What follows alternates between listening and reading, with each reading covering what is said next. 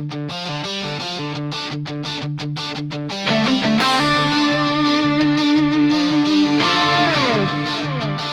is for the ones who were raised on gasoline dreams, for the lug nuts holding tight to the wild red line scenes, for the families, the drivers, the wrench turning crews, for the chrome, the smoke, and the ones who refuse to lose. Where horsepower meets heart, yeah, that's who we are. We're a culture, we're a brotherhood, we are rolling motor fire. Build not borrowed, that's the creed written deep in our veins.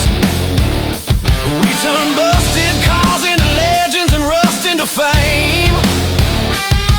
From late night garage grind to race day stadium roars, every scar on the knuckles unlocked 1,000 doors. We don't back down, we don't break, we don't fold. Every ride we build tells a story worth gold. This is for the ones who were raised on gasoline trains, for the lug nuts holding tight to the wild red line scenes, for the families, the drivers, the wrench turning crews, for the chrome, the smoke, and the ones who refuse to lose. Where horsepower meets heart, yeah, that's who we are. We're a culture, we're a brotherhood, we are rolling motor fire.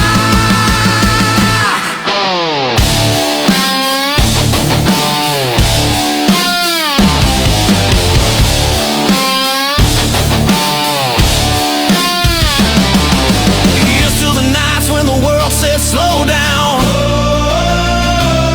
but the engine said no when we stood our ground.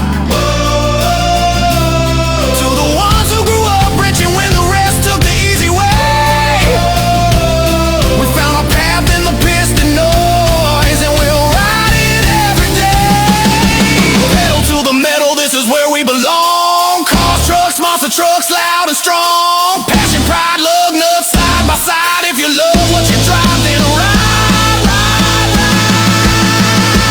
This is for the legends that started in dusty garages, for the kids who chase dreams through the scars and collages, for the racers who gave everything without fail, and the fans who stand proud when the engines wail. Where horsepower meets heart, yeah, this ain't a phase. It's our passion, our culture, and we'll live it to the grave.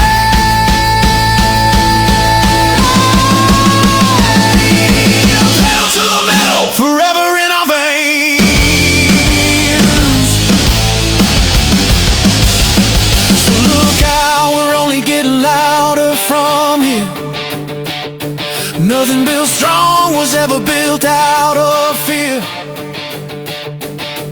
The road is wide open and the fire won't slow, because this isn't a hobby, this is the only life we know.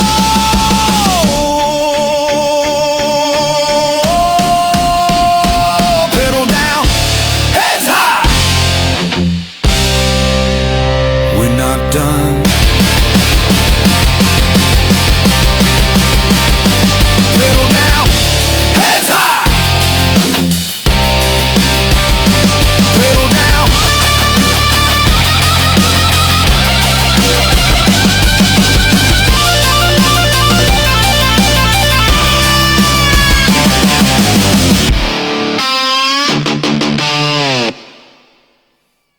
Ladies and gentlemen, start your engines. You're listening to Pedal to the Metal, Motors and Music, the show where horsepower, stories, and great music come together. From beautiful collector classics to fire-breathing race cars to the ground-shaking thunder of monster trucks, this is where the world of motors meets the power of music. So strap in tight, fire up, and grab your favorite cold drink, because a ride is about to begin. And now, here's your host, Roller.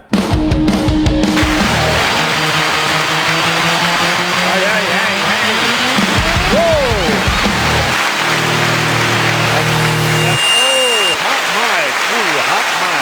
goodness. Hey, come on. Come on. Say hello to your mother. Yeah. There's the Rowdies. Hey, thank you very much. Come on, man. Thank you very much. Thank you. Thank you. Hey, all right, let's just, okay, welcome, Rowdies. Welcome. Got my three Rowdies up there. Welcome up there to the mezzanine. You guys here on the main level, man. Welcome. Thank you very much. Well, let's just bring it down a little bit, okay? Come on now. Come on. This is a Friday, man. This is not Sunday. This is Friday. And we are supposed to be, well, I guess it is a good day to have a rowdy crowd in the bunch, you know? So now we got a special show. So we got drink specials half off at the bar. And also we got free pizza and what else is up there? What do you guys got? What? Fazoli. Free pizza and fazoli up there right now for you guys. So get yourself something to eat. Get yourself something to drink. We're getting ready to start this special edition to Pedal to the Metal, Motors and Music. But tonight, guys, we're going to be talking to Robert Haas. Robert is a mud truck driver down in Florida, and he probably holds the record for one of the baddest mud trucks there is, or at least the tallest mud truck there is. And then he's got a couple of monster trucks, and he puts on a show every year down there in Florida. And he's got B.J. Johnson coming down to drive, Kevin King coming down to drive, and of course Lindsey Johnson will be there with the family and stuff. But if something breaks, that girl can chip right in and fix whatever she needs. So it's supposed to be a really, hello Scott Stout, how are you, my brother? But anyway, it's supposed to be a really, really good show. You know, Robert asked me a while back if, in fact, I just got a special message here from him. Let's see. Oh, he's got my flag ready. Oh, yeah. There you go. I love it, man. I love it. That's pretty cool. Anyway, he asked me to do this special show because BJ and everybody be down there during his show. So they're right in the middle, probably still, no, maybe not the middle, but they're right getting towards the end of their show, and they have a couple more things they got to do. And then he said that they should be back by 7 o'clock. That would be, that's my time, so that would be 9 o'clock their time. So we're going to call him and talk to them, and they're probably going to be into the whiskey or the beer by then. So it'll be a fun time, man. So anyway, I welcome everybody to this Friday edition. Kevin, Scott, I hope you guys like those that new CDs that new playlist that I sent to you guys, man. That's some of the newest stuff out there. So there's a few songs on there even old Rich don't have, man. So I hooked up my brothers. Also hooked up a couple other friends down there, man. And it's going to be Sam Ditto got a special one. Hello, cousin Debbie. Sam Ditto got one, but he's down in someplace in Guthrie, I think, Oklahoma, at a car show down there. But he told me today that they got rained out down there. So anyway, we're going to have fun here tonight, man. This is going to be a good show. Now, tomorrow, it snowed here today in Colorado. It didn't snow much, but it snowed enough to make everything muddy and wet and stuff like that. So I'm supposed to be heading out to the first annual Trucks and Screwdrivers over at the Black Eyed Pea in Castle Rock, Colorado. Justin Goulet is the host of that show, and we're supposed to be going over there in the morning and checking it out. So hopefully everything works out and everything's cool.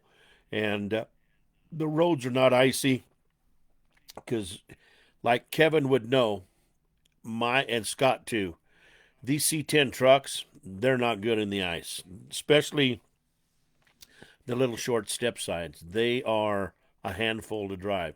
And then when you put a big motor in them and you have a lot of power, and then you have wide tires on the back, well, regardless, B.J. Johnson's in the house. Regardless, what's up, brother? But anyway, it's gonna be a fun time driving over there tomorrow. Castle Rock from my house is probably, I don't know, I'd say it's probably 35-minute drive or something like that. And they are a bit squirrely, Kevin Dickey said. You better believe they are. But anyway, we'll make it over there and we'll have fun. And I'll be doing some live remotes from the show tomorrow. This is usually a big show, so it's going to be fun. So, like I said, trucks and screwdrivers tomorrow. On the 19th, we have Wes Lamb of the Young Gun Auctioneers. I have Jeff Little from Sunrise Rod and Customs. He's going to be on. Then I have Kevin Rudder on the 22nd with a local indie artist named Deadbird. He's going to be on the show on Wednesday the 22nd. Then the 26th, we got Trent Holsworth from the Young Gun Auctioneers, and then Rod Wood. Rod is a legendary monster truck driver. Rod spent a lot of his years in McGruff, the Crime Dog monster truck, and El Perro Loco, and a couple other ones. So we're going to be talking to him and getting all that going. Had a great show with Dr. Danger the other night, man. That man was so interesting. And we talked after the show through via text for probably another 35 or 40 minutes, just telling old stories and different things like that. So it was kind of a late night for sure, man. But anyway, Debbie got 4 to 6 inches snow in different areas. Oh, just barely covered the ground here. That's the way it usually does here, but we got about an inch. So, and they said that's what we were going to get. But anyway, then on the 29th, we got Ethan McDowell, and Ethan is a young gun auctioneer, and he is going to be heading up that show, and he is with Pyramid Auto Auctions down in Pueblo, Colorado, and he is a young gun, and he's taking his family's business and sending it to the top, man. He's got it going on. In fact, he'll be talking to us from the World Championship of Auctioneering down there it's going to be in Memphis, Tennessee this year, man. And Scott Goodyear will be there. I imagine Scott might even be with him. You know, you never can tell about Scott. But anyway, guys, everything else is normal as always. Of course, we got my buddy Scott Stout, man. He's going to have the White Buffalo Car Show on October the 3rd down in Snyder, Texas, man. And God, I wish I could go. I wish I could be there. I would love to be there because my buddy Texas Rich is going to be down there with C10 America. But I got a good man going in my place, and he's going to represent well, and he's going to take care of it. And I really look forward to seeing some pictures and stuff. And I'll probably be in contact with Scott and Rich and them. So, you know, we'll keep everybody informed of what's going on down there. But that's in Snyder, Texas on October the 3rd, which is a Saturday. So if you guys ain't doing nothing and you're close to the Snyder, Texas area, you need to go down to the White Buffalo Car Show, man. It's a good time. It's going to be a good show, and there's going to be a lot of things going on down there and there's going to be a lot of trophies given away too. So he's got like first, second, third place, best of show, most distance traveled, and I can't remember. He told me something else today, and maybe he can type in and tell me what that is. But you know, it's going to be off the chain, man. It's going to be a good show, and it's getting bigger and bigger every year. And hopefully this year it'll be 100 plus. So that'd be nice for him. So, and if you're really getting into the car show season like you should be, Texas Rich, man, he's got those metal prints and metal show boards, and he's really busy. I mean, the man has got a lot of things going on right now. The queue that he has is a big deal up on his wall, and it's got different categories of, talk to him, sending pictures, and anyway, I don't know what that must have been from my website guy, but anyway, he's gonna be down there, and but he's got these metal show boards, man, and you have the queue, and it's got, contacted him, told him what they needed, they sent pictures and a story, paid, in design, in creating, ready to mail, mailed, and that's what the queue is. And he can tell you where your print's at all times off of this queue that he has up on his wall. It's kind of a really cool thing that he created up on his wall. So, but anyway, these metal metal prints and metal show boards, they come in sizes of 11 by 14, 16 by 20, and 20 by 30. Now you can get the big metal show board and a 20 by 30 only. But man, I'm telling you what, these things are okay. It's first and second place, best of Ford and GM, Mopar people, choice, best of show, best motorcycle, and furthest travel. That's the categories that Scott's giving away down there at his show. So that's going to be pretty cool. But anyway, Rich all you got to do is get a hold of him, and he can give you the pricing and stuff. But you got to give him a paragraph on your vehicle. You got to give him a paragraph on yourself, and then you send him 15 photos, and he'll make this metal show board for you. And these things last a lifetime, man. They are so highly colored, and they are amazing. So if you really are interested, and I suggest that at least you get the 11 by 14, man, because that's what I have, and it has brought so much attention to my truck at the shows that it's not funny. And all you got to do is get a hold of him at Texas Rich at C10AmericanMagazine.com. That's Texas Rich at C10AmericanMagazine.com, and he can give you pricing. He can tell you where you will be in the queue at this time and different things like that. So make sure you get a hold of him and get yourself one of those metal show boards, metal prints, man, because they are totally phenomenal. We got the new sign for the backdrop with now it's an official, and it's official Pedal to the Metals, Motors and Music with your host Roller, and it's my buddy at at the print shop down there where we have at 6'9" Graphic Ascended Design. He saved me a bunch of money because I was going to have to get the whole backdrop again with the new logo put on it, but we made a logo that size and we affixed it to the back. And really, your opinion on it, and in the studio, it looks a little different. But how does it look to you guys on the show? Kind of give me your opinions on that and stuff. But anyway, we're really making it happen for you guys. Got the stickers, talking to Robbie. In fact, he just texted me a minute ago, and it looks like he's going to have the stickers on the website this weekend. So you'll be able to go there and check it out. So get yourself some stickers and all that. So that's 6'9" Graphics and Design. So make sure you get a hold of him. But we'll play that information here a little bit later on. But right now, we've been, or I've been, I always say we, and I don't know why. I don't have any idea why I say we, because there's no we, it's just me. But anyway, been putting some songs out. I sent some music to my buddies, Scott Stout and Kevin Dickey and Sam Ditto. And they're listening to it, tell me what they think of it, their opinion and stuff. So we'll have those songs and stuff available, but we're going to play some of those tonight. So we're going to go ahead and play some here in just a second. So other than that, guys, it's going to be a great show. So I appreciate you all tuning in. And let's just get started off with some music portion of the show.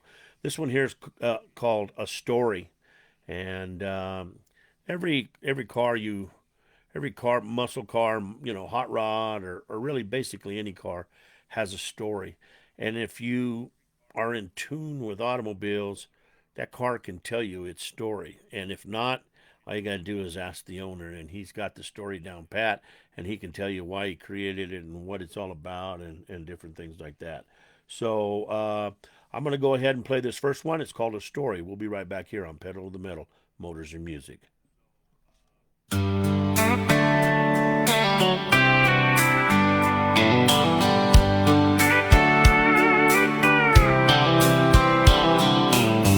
Every time I go to a car show across this land, I love to hear the stories about the build and the man.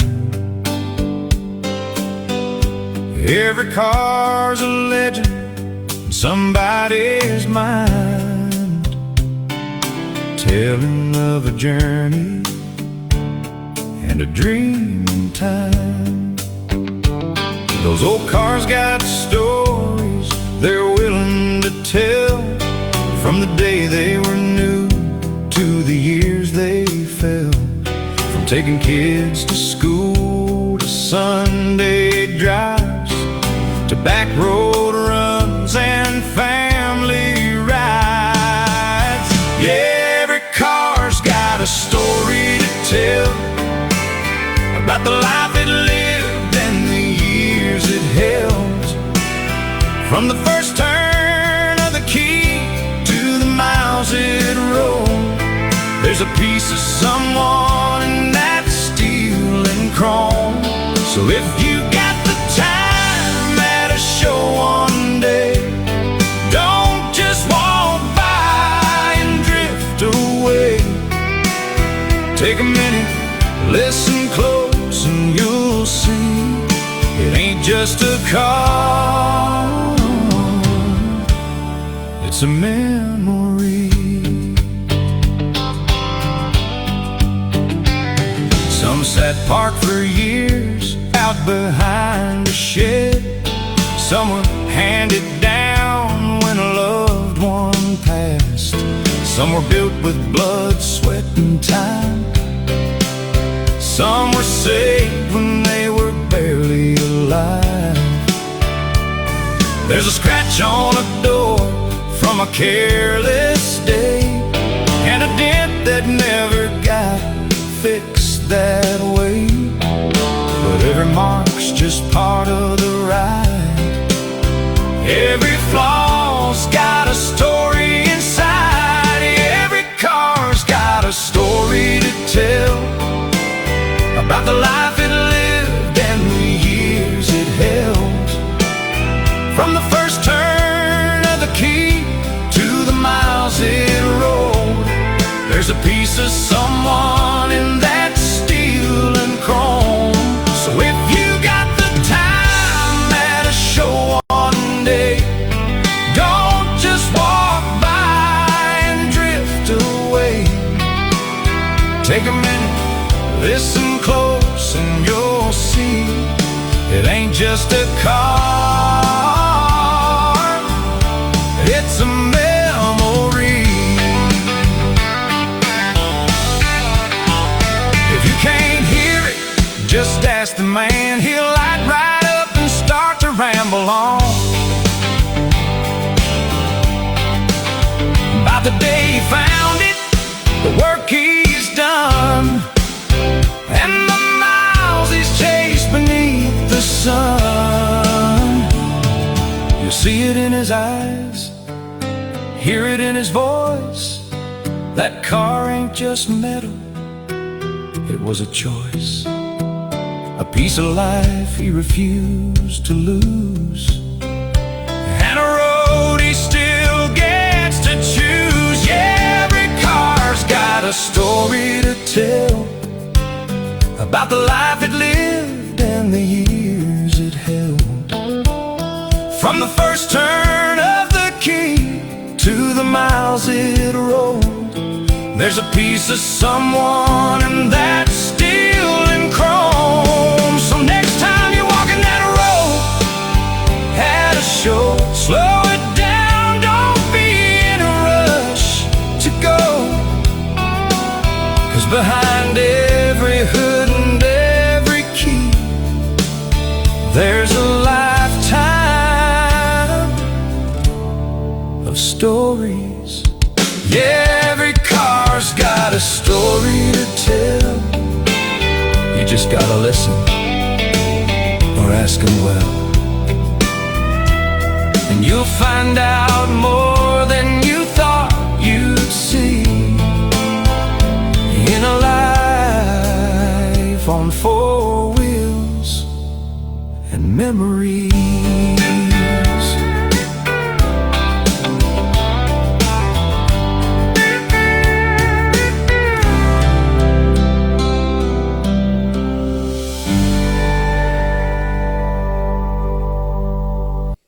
You know, when you think about it, when you think about it, Roller's out of control. I'm out of control.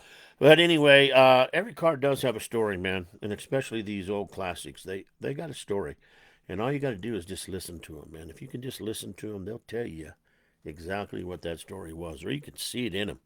So anyway, Robert, I can't wait to get the flag, man, and thank you for everybody that's signing it and stuff. That's going to be totally awesome.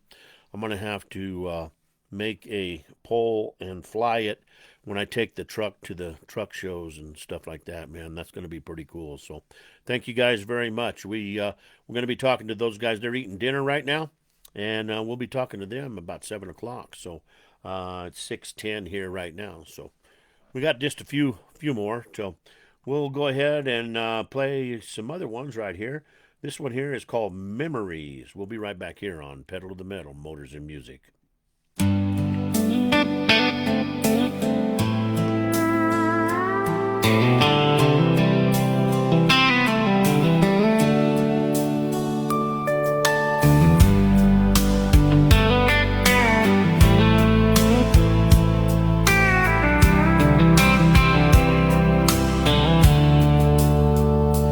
I remember back when I was just a young man, McDonald's burgers were 15 cents, my friend.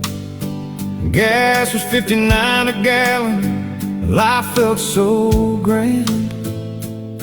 Old cars lined up all across this land. You could buy a hot rod for a couple $100. 55 Chevys were the ones folks loved.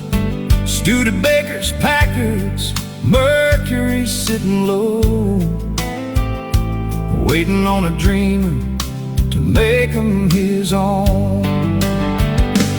Oh, memories that never fade away, they ride with me more every day. Through the miles and the years gone by, still see them clear in my mind's eye.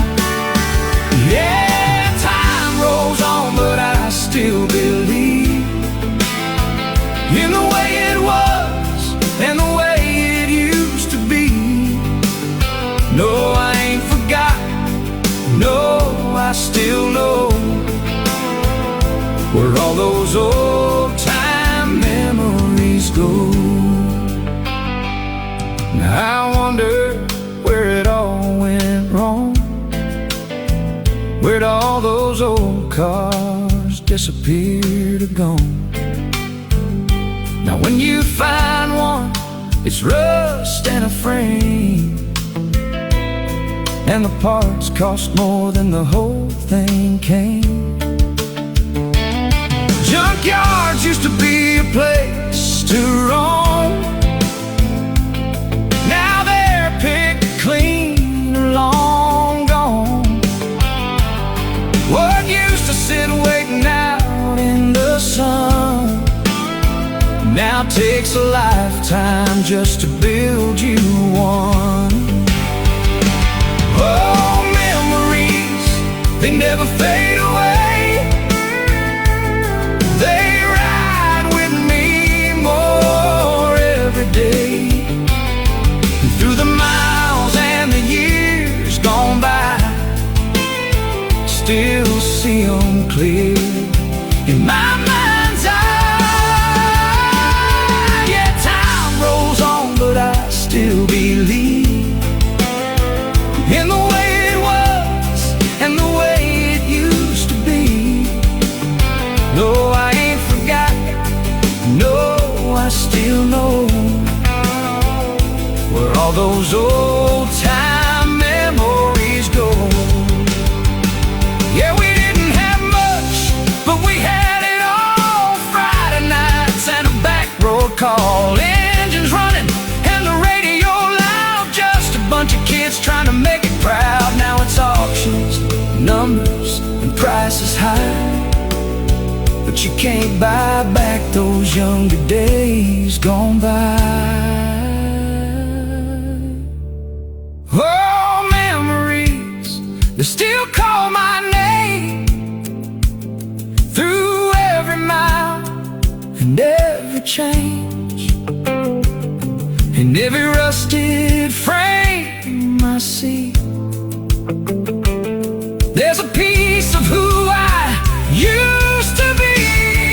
Yeah, time moves on, but deep inside, that young man still longed for the ride. And I thank the Lord I got to know those old time memories I won't let go. Yeah, I remember when life moved slow, and every car had a soul to show. Now they're gone, but I still believe they're living on in these memories.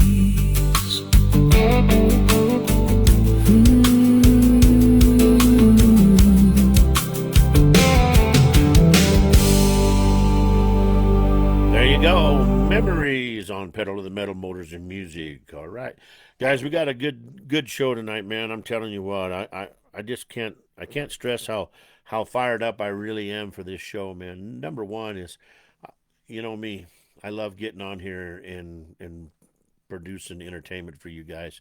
And it's amazing. I think it's going to be amazing to have these guys and gals on this show tonight, man, just to talk about the show that they were doing today and what Robert's trucks were like to drive and just all kinds of different things, man. We're going to be talking, and who knows what we're going to be talking to, who we're going to be talking to. We're going to be talking to Robert, probably to BJ, probably to Kevin and Lindsey.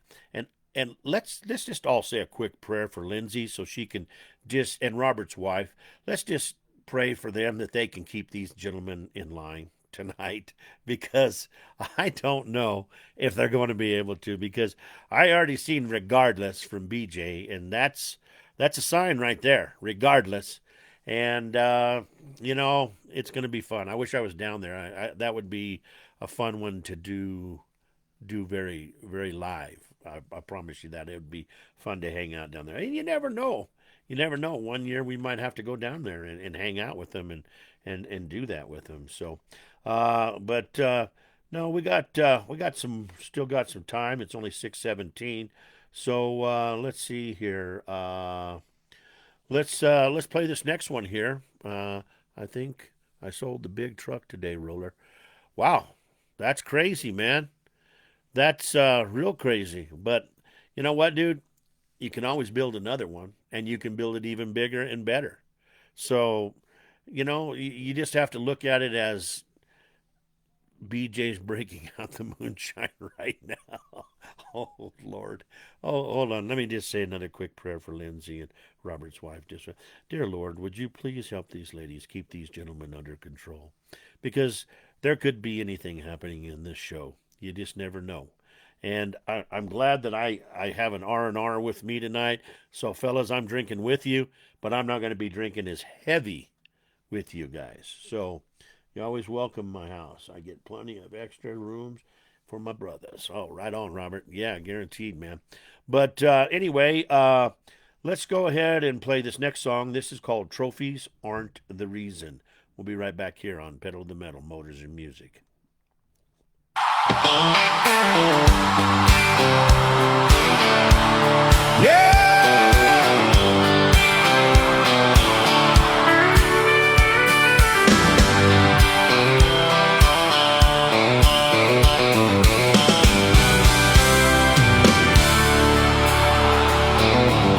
Sun just rising over chrome and steel. Coffee in my hand, got that small town feel. Pulled in slow, found a spot in line. 69 Chevelle next to a C10 in its spot. Primer paint and a candy red shine. Old farm truck by a muscle car fire. We laughed it off like we always do. Ain't about perfect, it's about what's true. Trophies ain't the reason when we come around. It's the sound of them It's the stories we tell with the hoods up high and the friends we make just passing by. Yeah, from classics to customs, every kind of ride, from a drop-top cruiser to a four-wheel drive. When the sun goes down and it's time to roll, it's the people and the memories that fill your soul.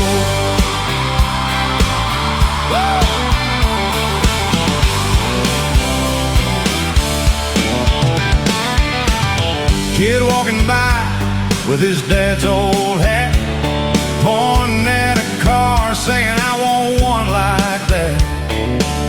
Old man smiling in a fold-up chair, talking about the ride that he used to have there. Judges walking with their clipboards tight, but that don't change what we feel tonight. Some will win and some won't place, but you'll still see a smile on every face. Trophies ain't the reason when we come around. It's the sound of them engines when those hot rods come around. It's the stories we tell with the hoods up high and the friends we make just passing by. Yeah, from classics to customs, every kind of ride, from a drop-top cruiser to a four-wheel drive. When the sun goes down and it's time to roll, it's the people and the memories that fill your soul. Yeah, I seen a man tear up over a car, said it looked just like one he drove back in '75. And another handing over keys with a smile, saying, take her now, she's your memory. There's something you don't hang up on a wall. There's something bigger than winning it all. Trophies ain't the reason when we come around. It's the sound of them engines when those hot rods come around. It's the heartbeat of a car show crowd and the love for the life that we all know. Yeah, you can take home a plaque, set it on a shelf, but it don't mean much if you kept to yourself. And when they call it a day and it's time to go, it's the people and the memories that steal the show. Just a parking lot, yeah, that's what they see. But it's a whole damn world to folks like me.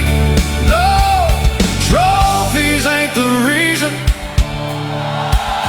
No, they ain't the reason we roll.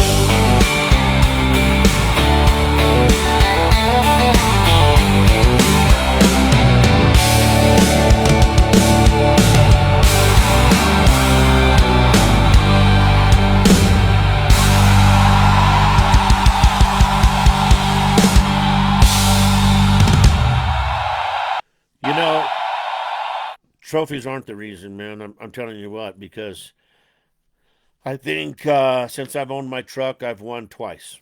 And no, I've won a first place, and I think I took like the best patina paint or something like that. I can't even remember what it was.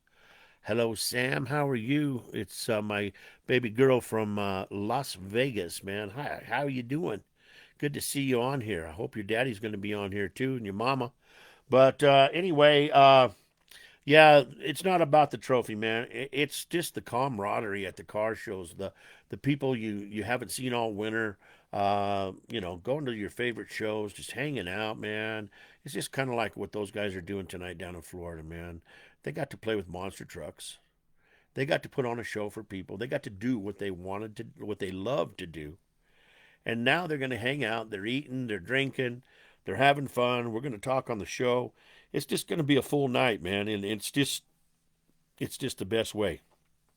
That's all there is to it. And I just can't explain to you how excited I'm so excited. I really am excited. But anyway, let's go ahead. Let's see. We got 6:25. We still got a lot of time. How about this next song? It's called Tailgate Talks. It's about a bunch of guys standing around after a show, and they got a cooler full of beer and some chairs, and tailgates are down, and everybody's talking stories. So this here is called Tailgate Talks. We'll be right back here on Pedal to the Metal, Motors and Music.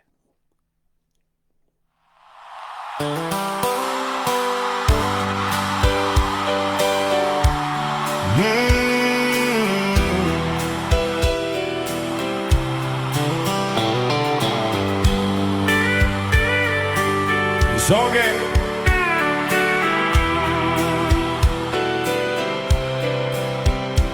Sun's going down on the parking lot, chrome cooling off, engine still hot, dust in the air from the last burnout, lawn chairs open, everybody hanging out, cooler full of ice and cheap beer cans, old Ford, a Chevy, a Dodge and a van.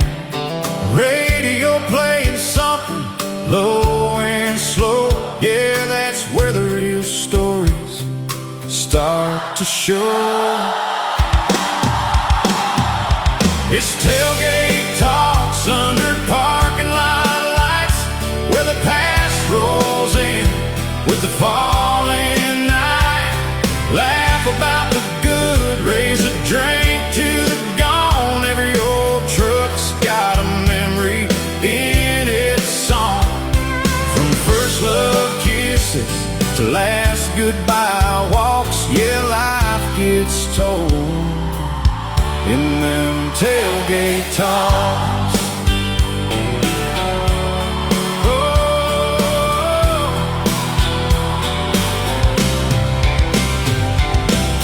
Jim's talking about the truck he sold, wishing he had it back in the fold. Rust on the frame, but it ran just fine. Now it's just a ghost in the back of his mind. Billy lights up and he starts to grin, talking about races he should have won. Says he had her hooked, but missed a gear. Still hears that engine ringing in his ear. It's tailgate talks under parking lot lights, where the past rolls in with the falling night. Laugh about the good, raise a drink to the gone. Every old truck's got a memory in its song. From first love kisses to last goodbye walks, yeah, life gets told in them tailgate talks. Oh, then it gets quiet. Someone says his name. A buddy we lost ain't been the same. We all look down, take a slow sip. Ain't much said, just a tight-lipped grip. One taps the tailgate, says he'd be here. We all nod back, fighting that tear. In the glow of them lights, you can almost see him leaning right there, laughing with me. It's tailgate talks under parking lot lights, where the past rolls in with the falling night. We laugh through the pain, we remember the songs, keep the ones we lost, riding right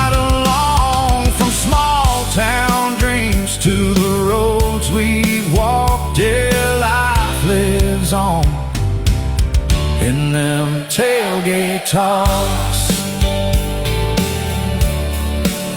Just a few old trucks and the stories we got. God, we love them tailgate talks.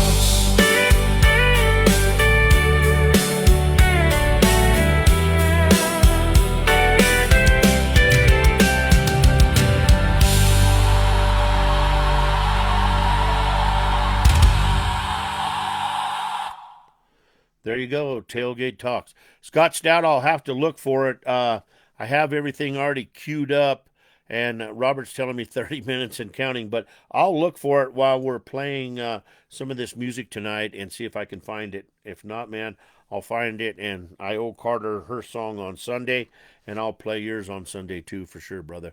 But, no, my buddy Scott Stout's down there at his house right now, and he's working on his C10 called Blue Sky. He's putting a new front end underneath it and stuff. And thank you, Cousin Debbie. Mighty fine lip syncing. Maybe it's because of the R&R.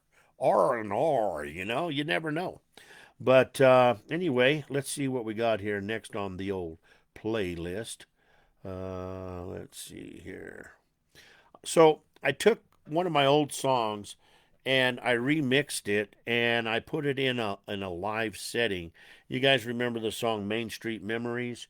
Well, here it is, but it's in a country western sound, and it is live. So this is Main Street Memories live right here on Pedal to the Metal, Motors and Music.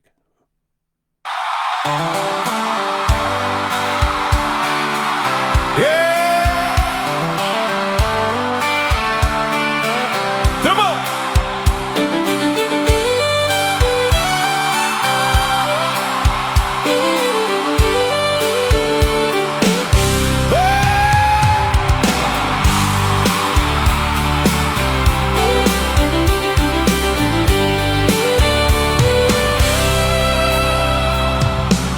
Friday night, small town glow, neon buzz and the radio low.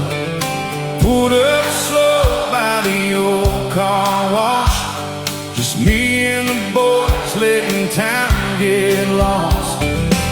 Shined up chrome under parking lot lights, laughing loud, yeah, we on those nights. Picked up piled in tight, windows down in the summer night. We didn't know it then, but man, we had it all.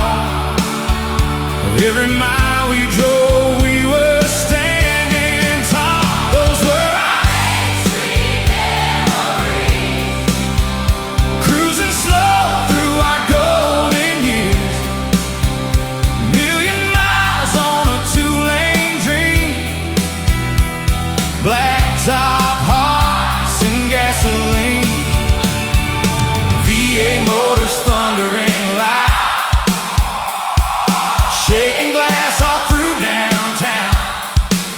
Camaros, Mustangs, Mopars too. Everybody asking who's gonna rule. Girls waving, hey, take me for a ride. Young hearts burning under neon lights. Yeah, we didn't know just what we had, but looking back, man, it don't get better than that. Those Main Street memories,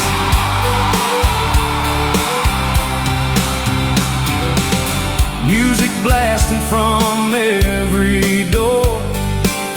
Different songs, but we all wanted more. Headlights lined up, engines red. Friday nights felt like heaven instead. Everybody had a name and a ride, a reputation on the line with pride. From the stoplight down to the edge of town, we'd lay it down when the sun went down. Yeah, word got around when the fast cars came. Every race out there made a name.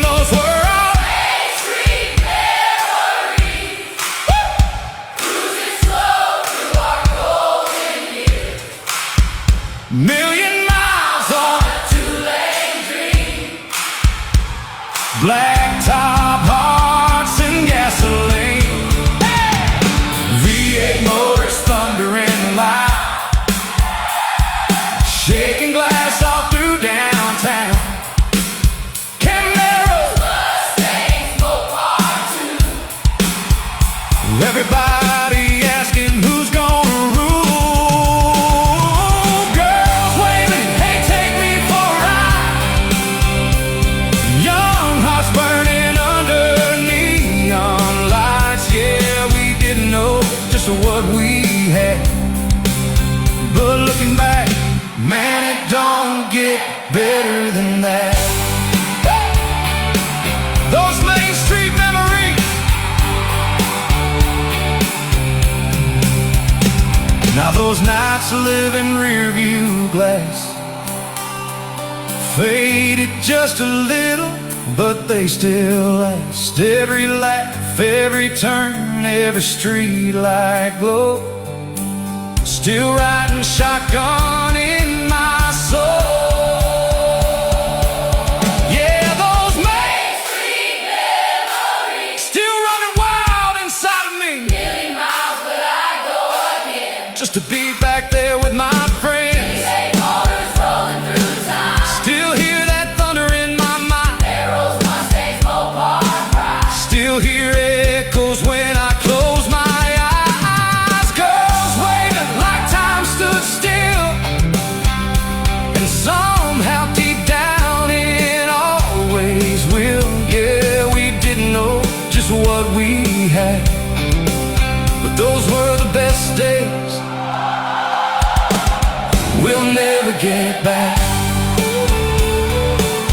Those Main Street memories.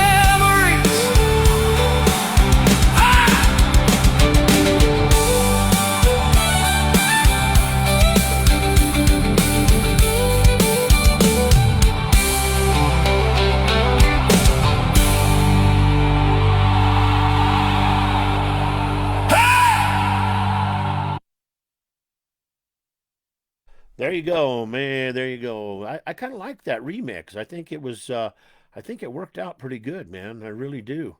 And boy, Scott, I just had your song, and I hit a button. I hit a button, and then I hit another button, and then I hit one more button, and boy, all of a sudden I hit too many buttons, and your song was gone. But I can find it here in just a minute. I'll go ahead and do another one from this weekend's or this week's songs here, and let's see here. Where? Yeah, nabbit. BJ, I need a little bit of that moonshine, I think. You better not be drinking it all. You better save some for Rolla. Let's see here. All right, let's just do this one, Produce Stand Angel. All right, guys, this is Produce Stand Angel. We'll be right back here on Pedal to the Metal, Motors and Music.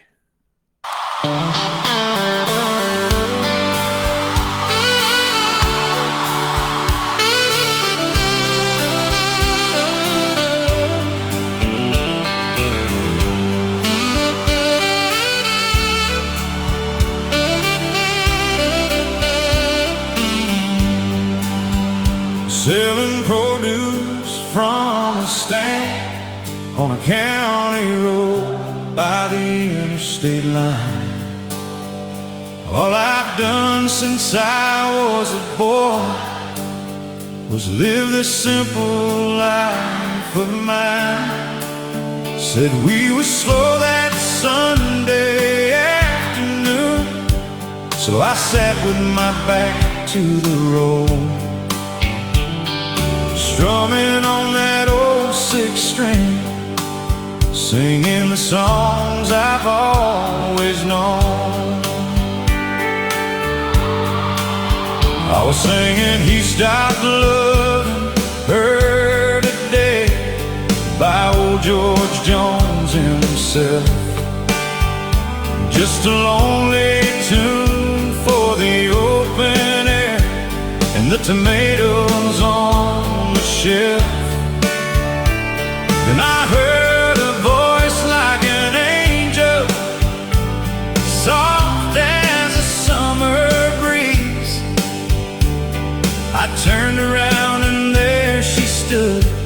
the most beautiful sight I'd ever seen. She said, keep on singing that old song. Your voice sounds like heaven to me. Somewhere between George Jones and Charlie Pride is where your heart ought to be. I almost gave up on love till the good Lord sent me your way. Now I believe in miracles at a little produce stand today. I set that 6-string down a moment, didn't know what I should say, but she smiled and said, please keep singing, don't let that music fade away. So I picked that old guitar back up, let the country music play. And somewhere between those old love songs, I saw love back in her eyes that day. She said, keep on singing that old song. Your voice sounds like heaven to me. Somewhere between George Jones and Charlie Pride is where your heart ought to be.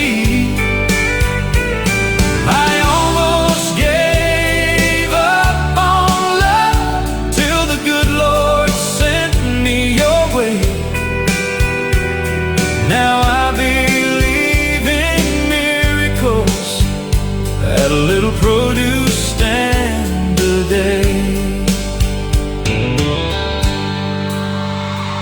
She stayed around most of that afternoon while the sun moved low in the sky. Listened to every country tune like the words were written for her and I. When it came time for her to leave, she turned and softly said, can I stop by and see you again? 'Cause I think I'm in love instead with a produce stand singing on a quiet country road, where a 6-string and a broken heart found a love it didn't know. She said, keep on singing those old songs. Your voice still sounds like heaven to me. Somewhere between George Jones and Charlie Pride is where your heart will always be.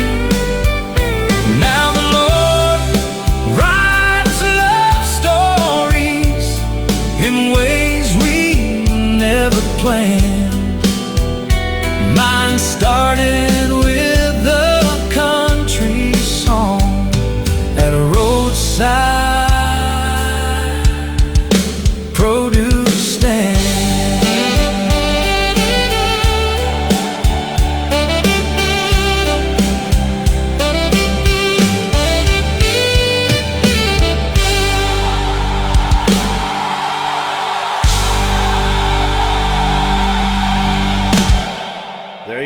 There you go. All right, I found my buddy Scott Stout's song. So this is the song I made him about his Chevy C10. It's called Blue Sky. We'll be right back here on Pedal to the Metal, Motors and Music.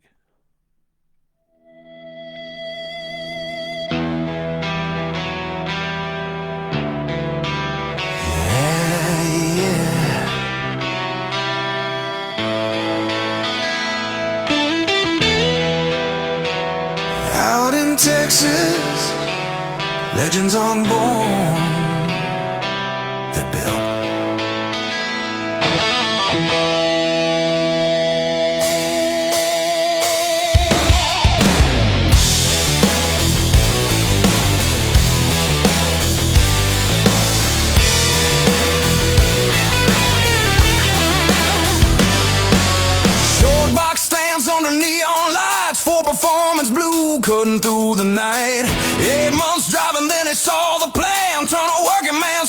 into something grand. 3 years wrenching, buried in the shop. 2 more rebuilding, refused to stop. Every bolt tightened with a vision in mind. Now she rolls like thunder every time she climbs. Blue sky, hear that big black cry. 454 thunder, anyone dry. When those rally wheels roll by, you're staring at blue sky. Cover star, yeah, the cameras agree. Front page, queen of C10, mirror history. Built to live, not just survive. Some dreams don't fade, they drive.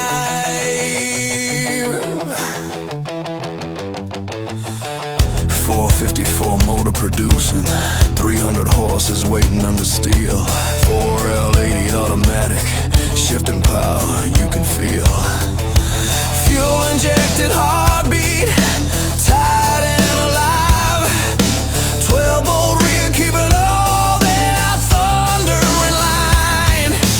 Black leather throne with blue stitch seams. TMI custom pure show machine. Dakota digital glow on the dash. Vintage air keeping cool when the Texas sun blasts. Kenwood cranking through the kicker sound. Whole damn crowd gathers round. Blue sky burning bold and bright. First place trophy in the Texas night. Rat Pack watched to steal the show.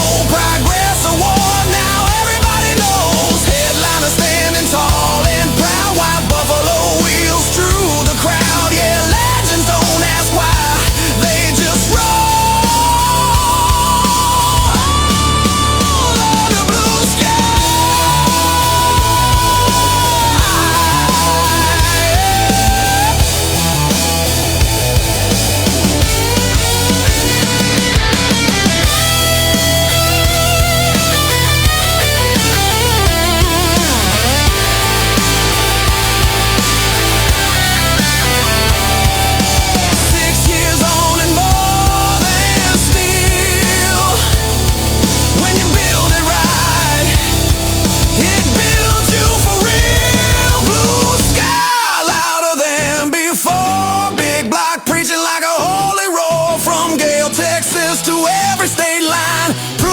Patience outlives time.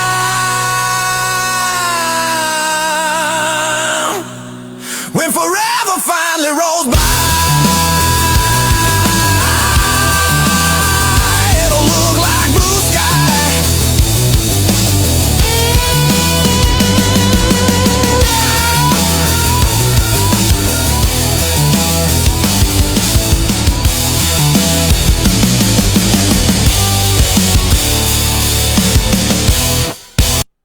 There you go, guys. You'll be able to see blue sky if you go down to the White Buffalo Car Show in Snyder, Texas on October 3rd.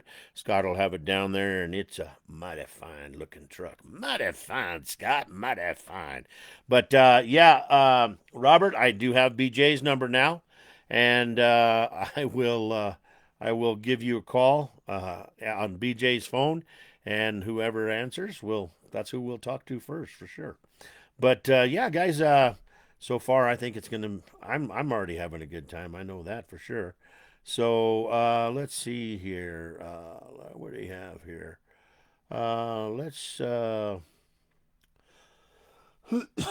Excuse me. Let's see here. Let's play C10 Backroads right here. We'll be right back on Pedal to the Metal Motors and Music.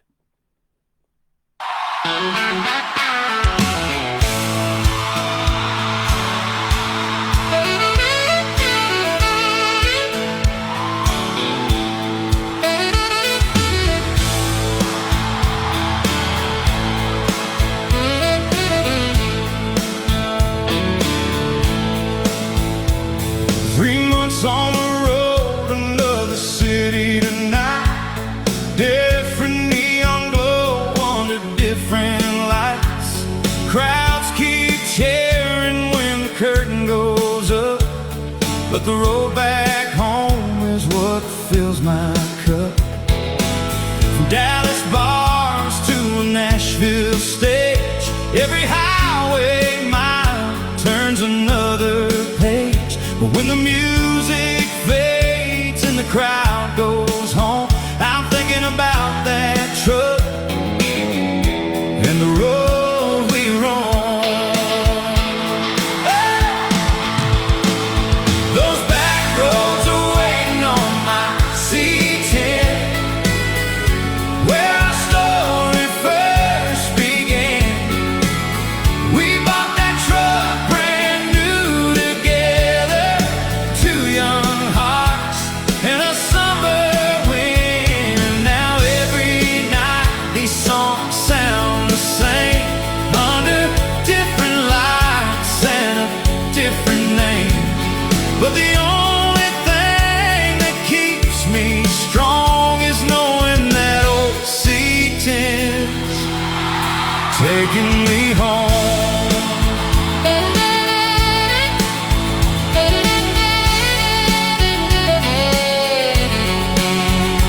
I remember the day we drove it off the line, fresh paint shining in the summer sunshine, windows down and the radio loud, two small town kids feeling 10 feet proud.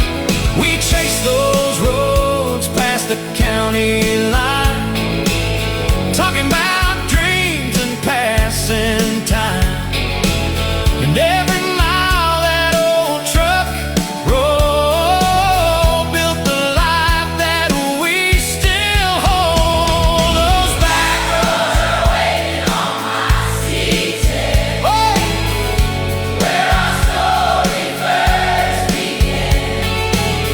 We bought that truck brand new together, two young hearts and a summer wind. Now every night these songs sound the same, under different lights and a different name.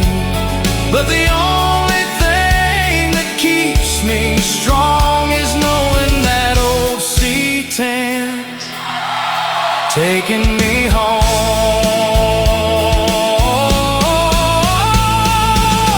Sometimes fame feels mighty small when you're staring at hotel walls, but a picture in my mind pulls me through those back roads and a life with you.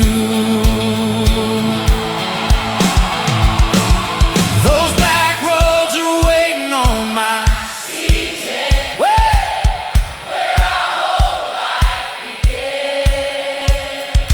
3 long months and 1,000 miles, but I'm headed home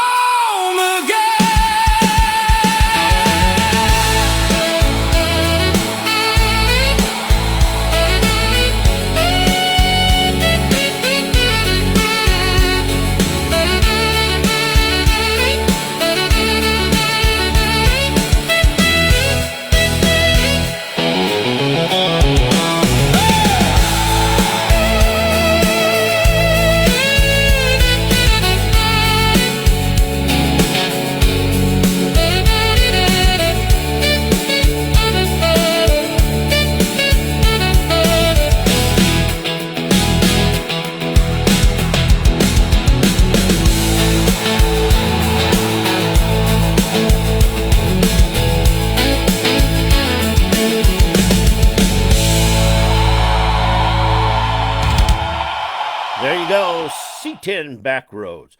Ladies and gentlemen, you're listening to Pedal the Metal, Motors and Music. We'll be right back here after we pause for this message.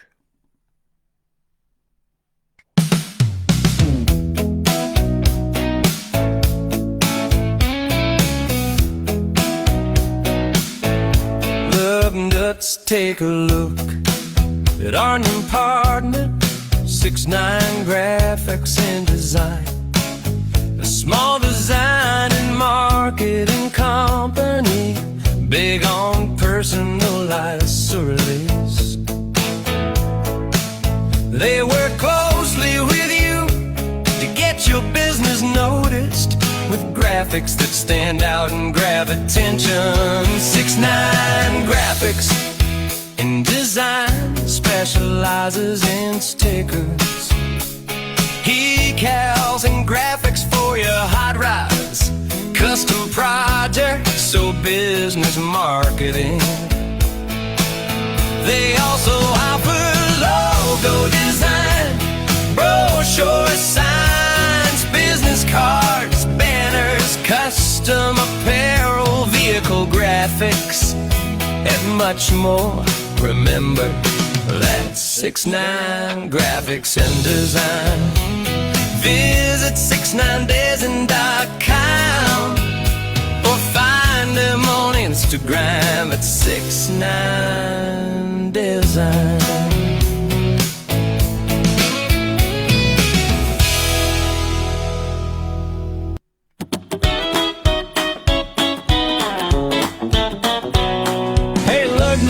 Need to pick me up to start your day. There's a place in Parker that'll get you going. Rise and Grind Coffee has bold espresso, strong coffee, smooth lattes, plus chai teas and cold. Smoothies, regular or decaf, whatever you're in the mood for. Hungry, grab a hot breakfast burrito or a fresh muffin, quick, simple, and ready to roll. Got something coming up, any event or party you're planning, they've got a portable coffee cart that brings the coffee right to you. Fresh drinks served on site.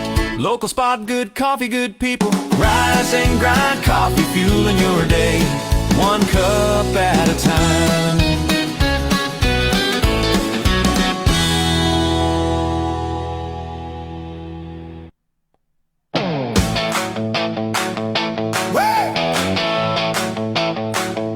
Trucks and screwdrivers,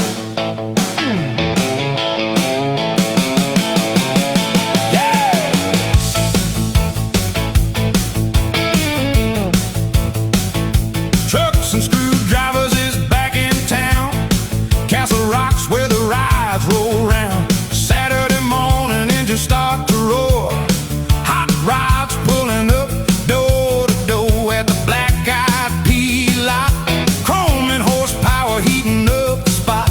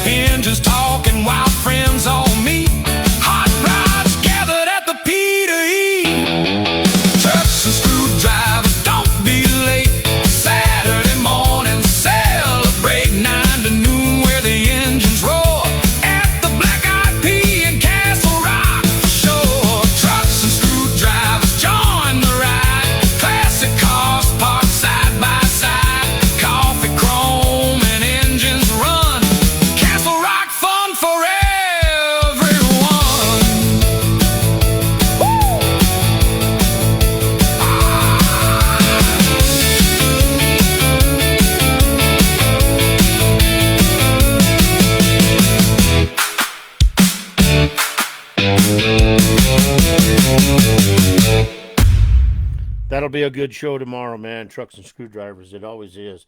If you're in the Castle Rock area, make sure you tune into that show. It's from 9 to noon. It's right at the Black Eyed Pea over there by In-N-Out Burger and stuff. So it's going to be a good time. So you know what? It's time. That's right. It's time to call the gang. I know that they have had plenty to eat, and they're probably into a couple of drinks by now. And I got a message that said, call BJ first. So that's what I'm going to do. So let's find out here what's going on. And we'll see. Yeah, we got a dial tone.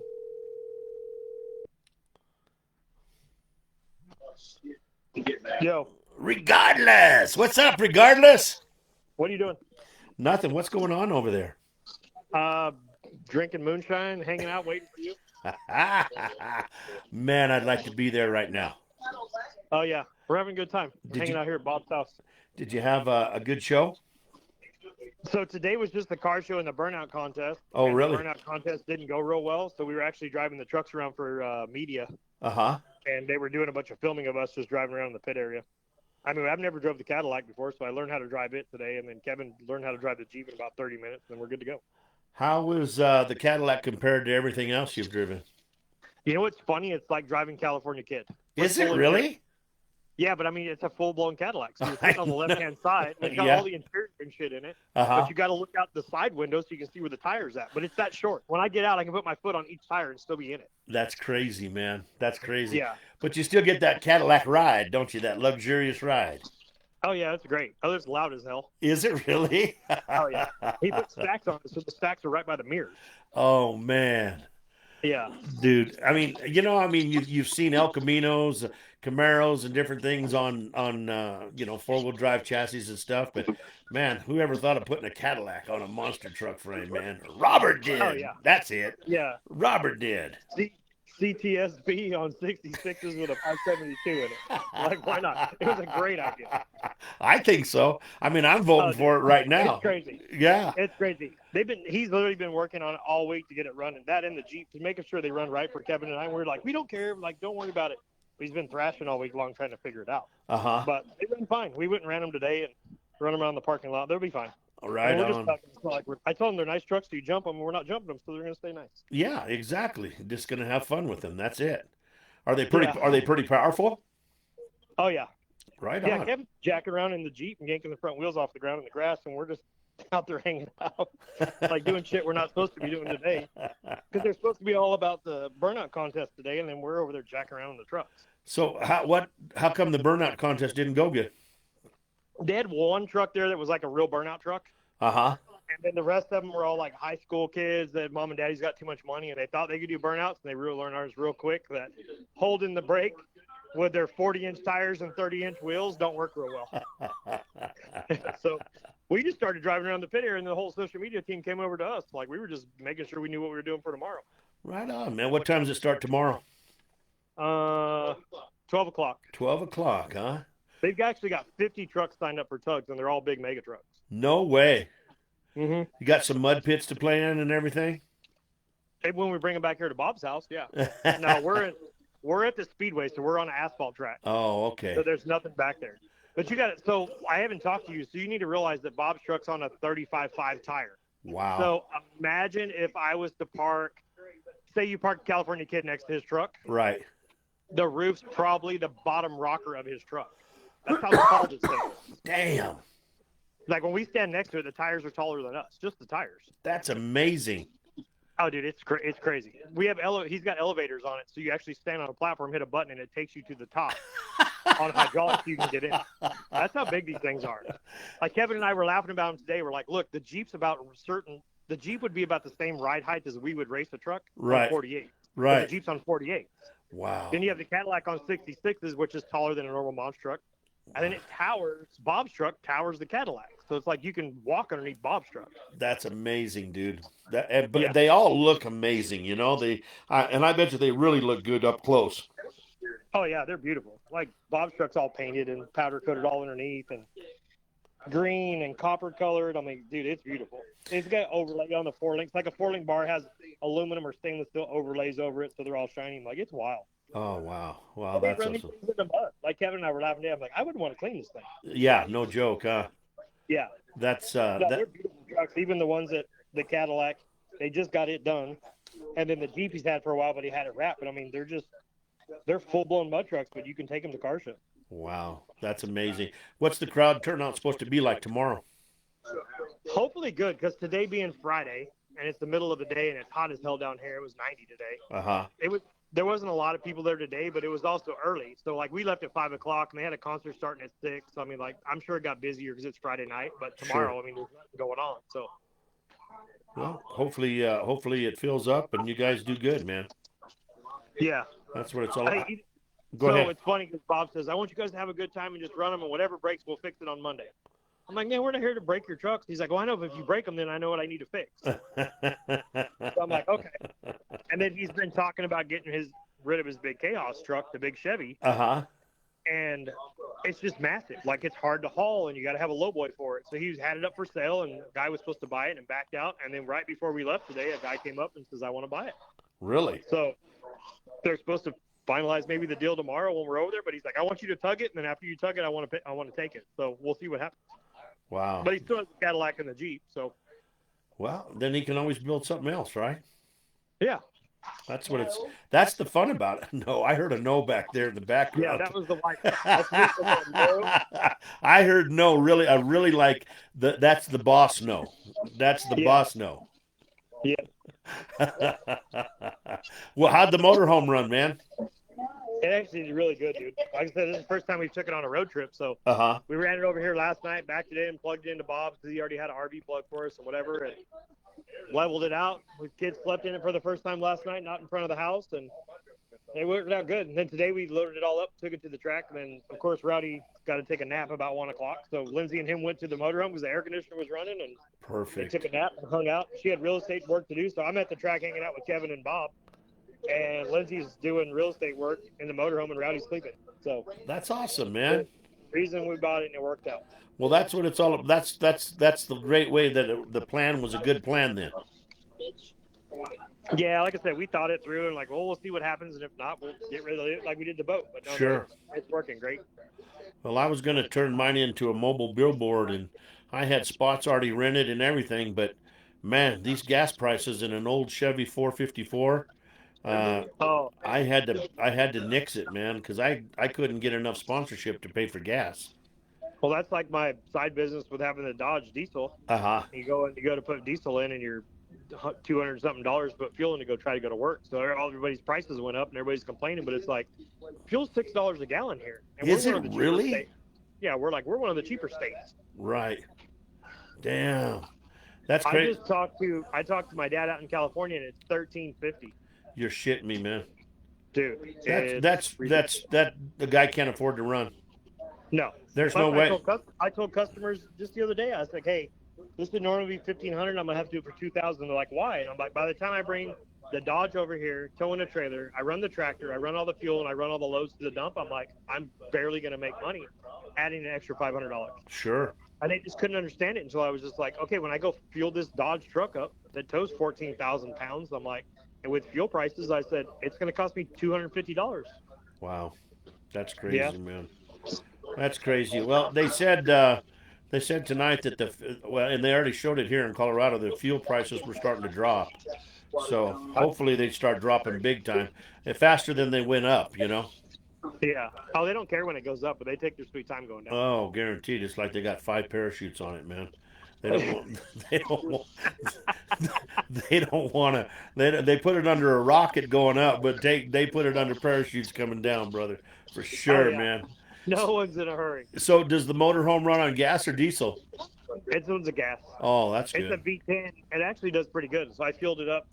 It was half a tank, so I filled it up so I didn't have to worry about it all weekend. But it'd probably be $200 to fill it all the way up, and it runs 500 miles on $200.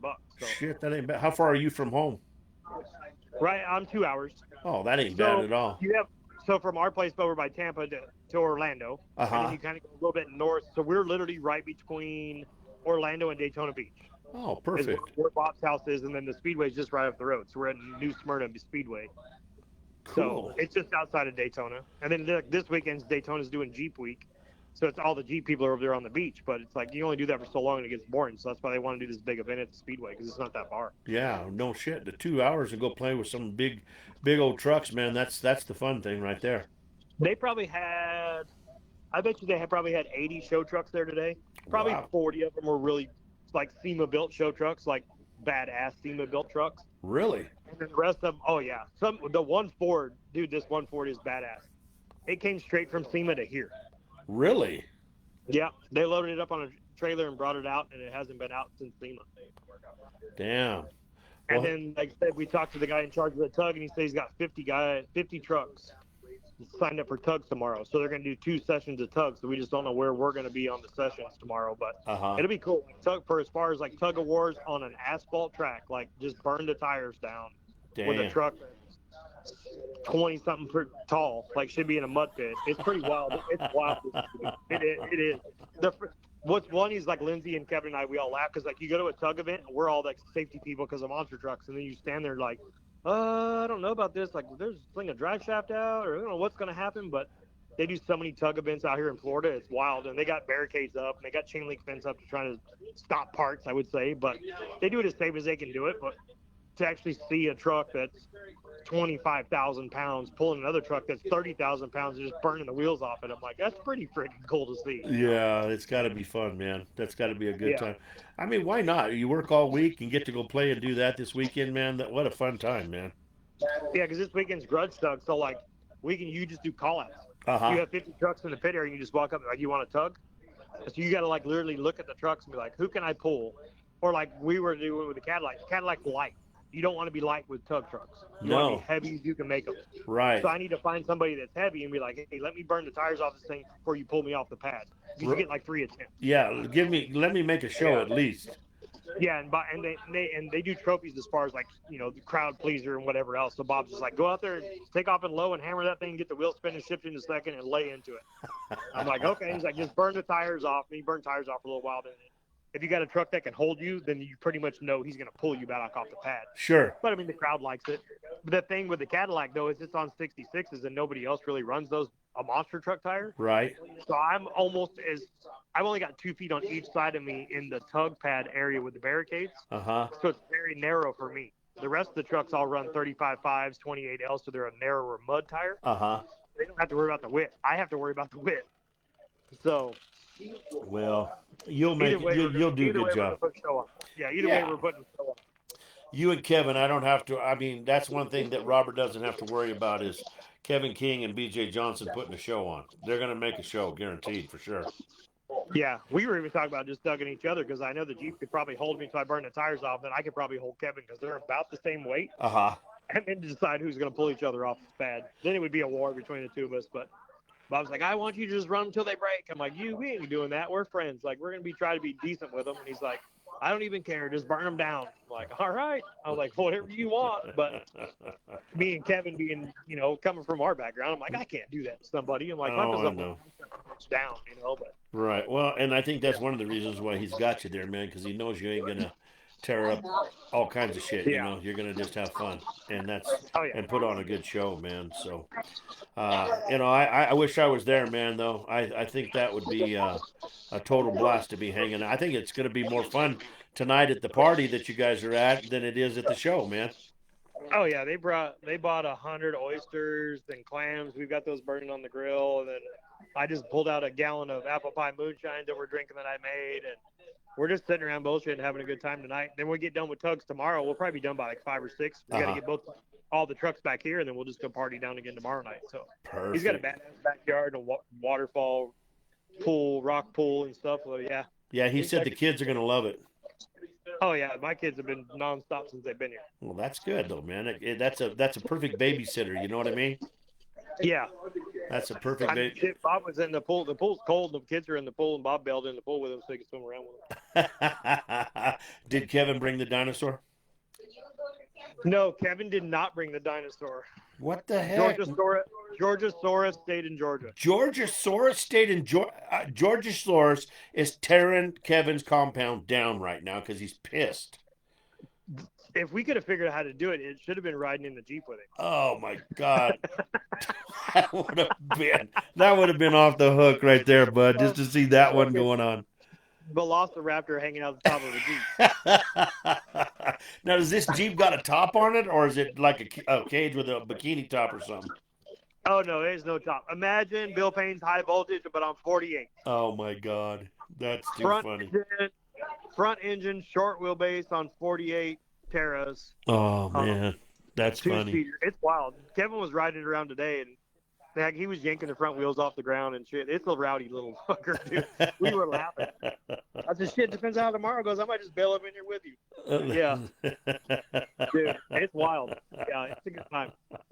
That's awesome, dude. Well, if it gets too hot, then we just jump in Bob's truck because it has AC and all this shit. Like, you just put a brand new bed back. That's kind of being spoiled. Yeah, you sit 18 feet off the ground, but you're like, oh, turn the AC on. It's hot in here. Yeah, could you play this CD for me? And by the way, you have any Grey Poupon? Yeah, great. Kevin and I are burning up in our trucks because I have the windows down and he's in an open top Jeep and it's 90 degrees outside. Oh well, that's the southern states for you, my friend. Yeah. Guaranteed. Yeah. Guaranteed. How's the business going for you? Is work going good? It's going good. Yeah. I pulled about, I don't know, fucking 48 hours in 4 days so I could come up here, and I had people from normal work calling all day.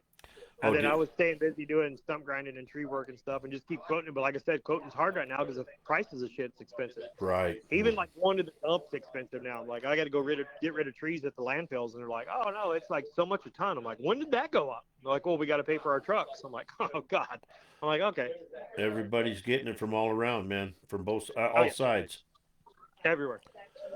Well, hopefully we'll get them calmed down and prices can go back down and we can kind of live and just enjoy life, man. Because I'm ready. I voted for this man to enjoy my life. You know, it's right now. How's podcast life, dude? It's going awesome, man. And I have had so many people text me and talk to me about the episode with you and with Lindsey and stuff, man. And even Kevin, and you know, everybody was just really stoked on the way that that everything's been going. It's really been doing good, man. It really has. I've really had some good quality shows, man. It's really been fun. Nice. So, and you know, and I thank you for doing it, you know, because it was I think me and you have talked the longest.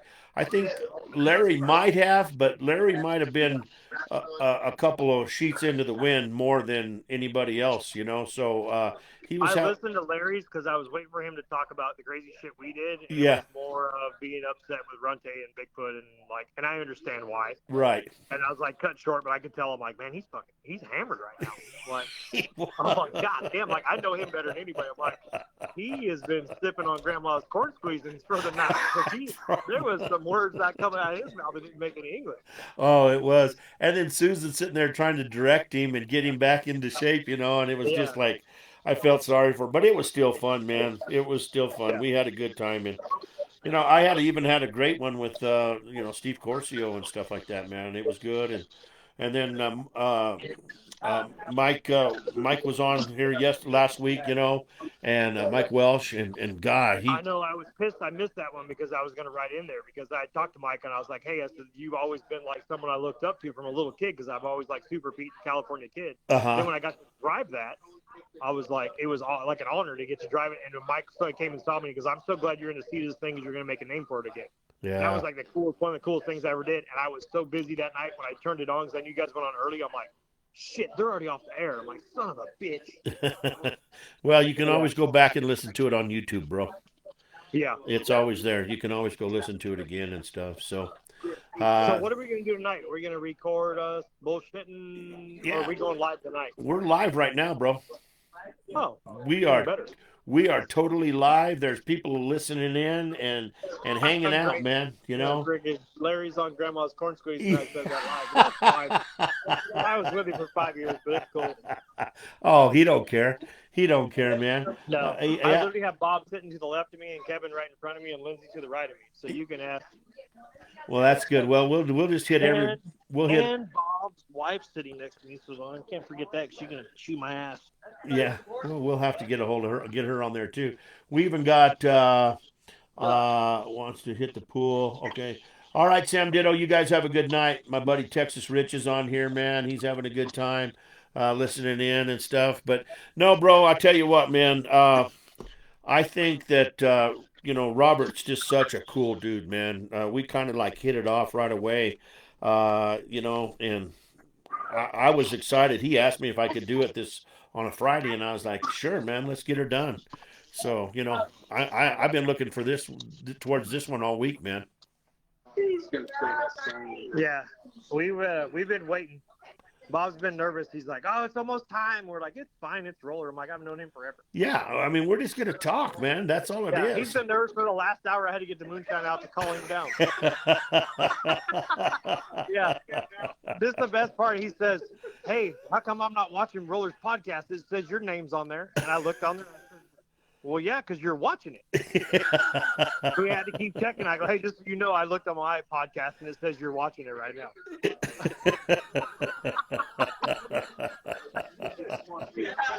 Well, that's the thing. You've talked to me, you've talked to Lindsey, and you've talked to Kevin, but you need to talk to Bob because we realized Bob has a really cool story where he started because I didn't realize with the King Kong and Jeff Dane. Yes, exactly. Yes. Well, is he ready to talk? He is. I'm going to hand him the phone right now. All right, brother. I'll talk to you before the show's over with, okay? Okay. Thanks, man. What's up, Roller? Hey, baby, what's happening, man? What you doing? Man, sipping on some moonshine with BJ and Kevin's here. And we just, I don't really eat oysters, but I started eating them tonight. Oh, Just having a good time, man. I mean, big things happened today in my life. well, that's good, man. I'm glad. I'm glad that it looks like the show's kicking off to be a good success and stuff. And, I'm excited for this one, and I'm excited that we finally get to talk. It seems like we planned this over 2 months ago, but it's really been about a month and a half, Yep. hasn't it? Well, when we talked about it, we didn't realize we were going to have this group of people all in one spot at one time. Right. And then we talked about doing it earlier, and we didn't know, should we do it at the track? The burnouts weren't what everybody thought they were. We thought there was going to be a lot more cars, and it just wasn't. There's a bunch of neighborhood kids trying to burn the tires off Dad's truck, Yeah. But tomorrow with the tug of war, the place was bad. There's a lot of good builds out there, a lot of ideas. You walk around and you see stuff, and you go, wow, I'm going to try that on my next build. Uh-huh. That's really how I done it my whole life. Every time I've gone somewhere, I saw something I liked, and what I do, I come home, get the cut torch and the welder out, and I'm trying to build it like I saw. Right. Today, Monday night, Roller, I think I sent you a text. I had the Jeep and the Cadillac in pieces. You did. 2 new fuel pumps. We had to rebuild the carburetor on the Cadillac. It's still not exactly right, but the way they ran today, oh, man, these guys are going to put on a show tomorrow. That's awesome, dude. Well, I can't. I wish I was there. I really do. I wish there was some way that we could FaceTime it to you because tomorrow I got to take it easy on the big truck because I got a guy that came up, serious as hell, 10 minutes from leaving the show tonight. And he's like, dude, hands down, get the titles for the tractor trailer and the truck out. I want the truck. Wow. That's good. I hope it works, man. I hope. You know what? It's a big move for me, but it's the rest of my life. It's time to spend time with my grandkids and my wife. Sure. And the last 10 years of my life, I've been consumed with this mud world. And every penny I make, my wife is awesome. She lets me do what I want to do. Right. And it's time not to be all about me anymore. My grandkids, I had them. And I'm just ready to move on. Well, that's good, man. And then, you know what? That helps ease the pain. If you're ready, then that's even a better deal, man. I mean, I know you'll hate to see that beautiful truck go, but it's probably going to go to good hands.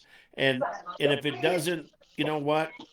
You had your fun with it. You made it what it is today, and let them have fun with it too, man. Let them do what they got to do to it.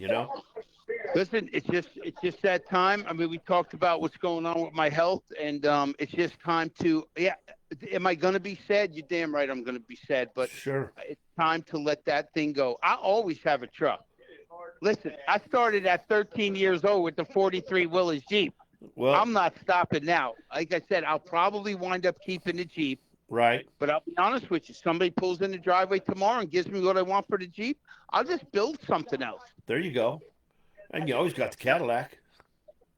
The Cadillac would be ultimate, but the motor that's in it right now, it costs me about $20 a minute to run it. It's ridiculous. Oh, wow. And to think you could take that truck out and play in the mud, we're going to have a blast on the tug pad tomorrow. Uh-huh. But to think you could take that motor out and play in the mud, you're just fooling yourself. Uh-huh. It's more of a quarter-mile motor, and I got it in a deal where we split up a business, and I got the motor. It's too much of a motor to go play in the mud. Now, tomorrow on the tug pad, it's going to burn those 66s off of the Cadillac. Right. Well, that's And cool. if they don't drive it like they stole it, they get put in timeout tomorrow night. So, That's awesome.